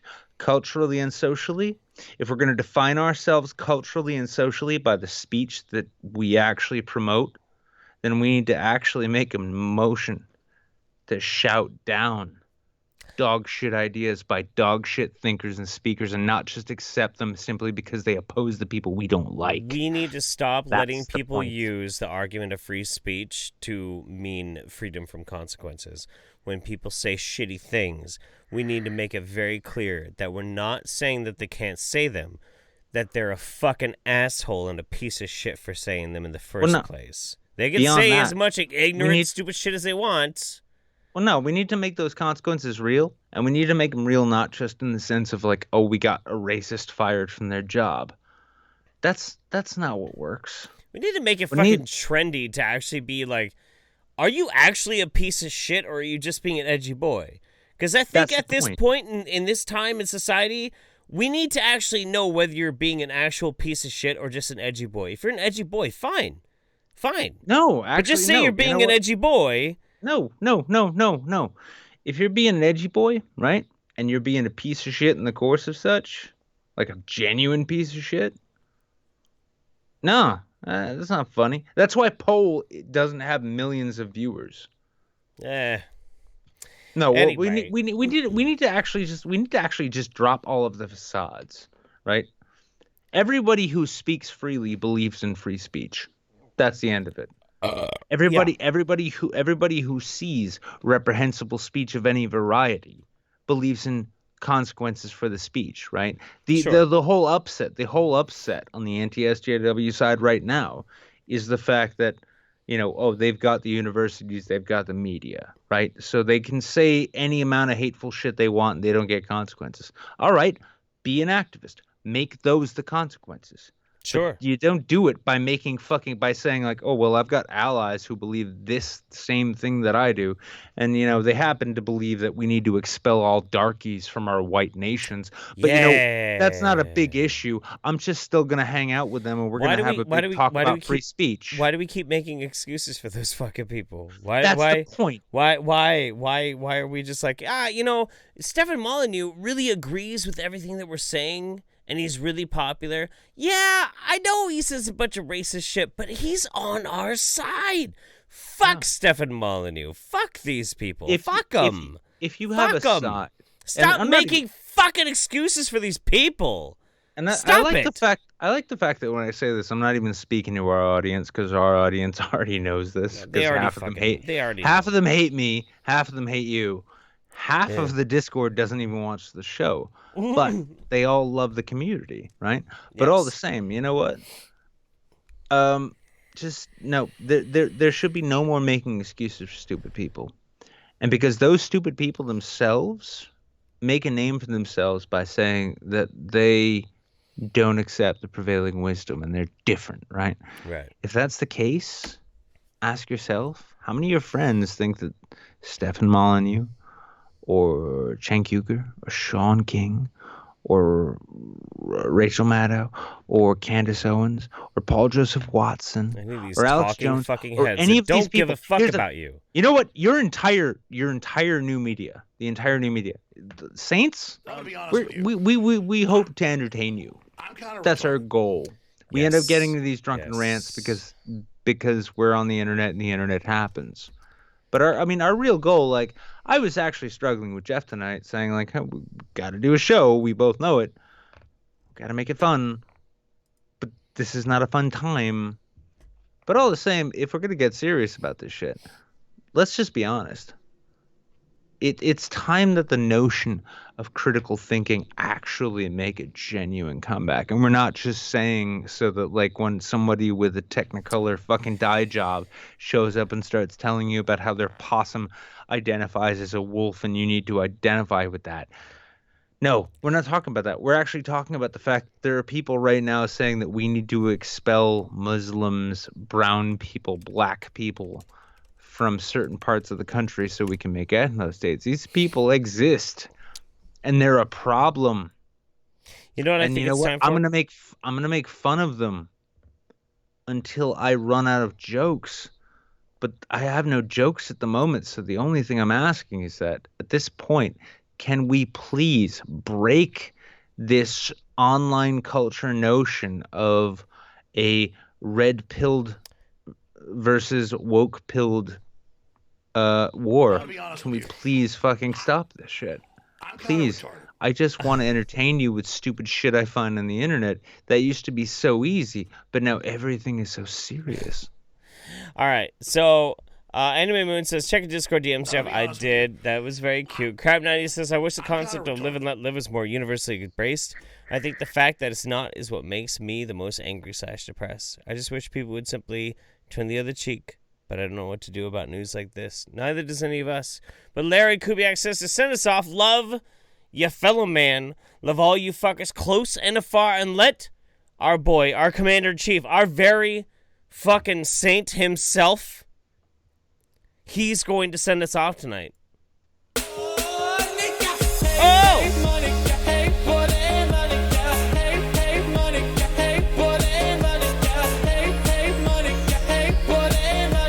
The happiest, best YouTube. You know what? We're giving all of our money tonight to PewDiePie. Yeah, honestly, go and subscribe to PewDiePie. And do so because he is about...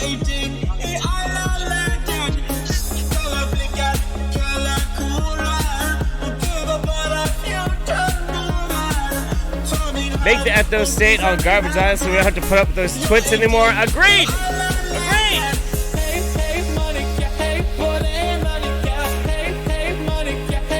The whole world's on fire, everybody. Fuck it. Let's just ride along on the fucking wave to oblivion.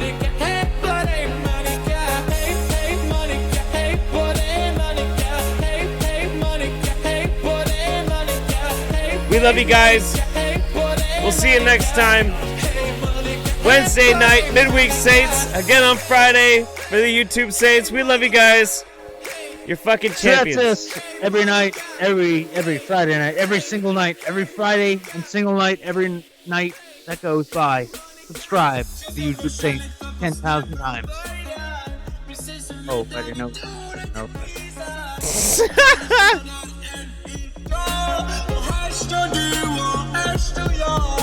I actually really want you to be like a symbol of internet goodness. Pewds is a symbol of freedom. It's a symbol of freedom.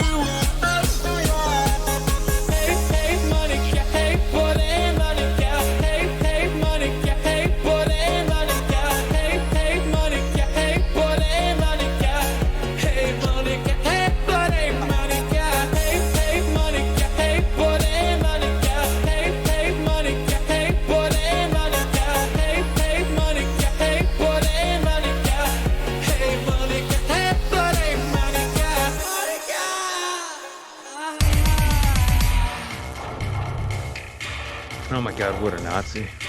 Oh my god, the worst Nazi ever. Holy shit. Commander in the Versteiger. That's a Nazi thing, right?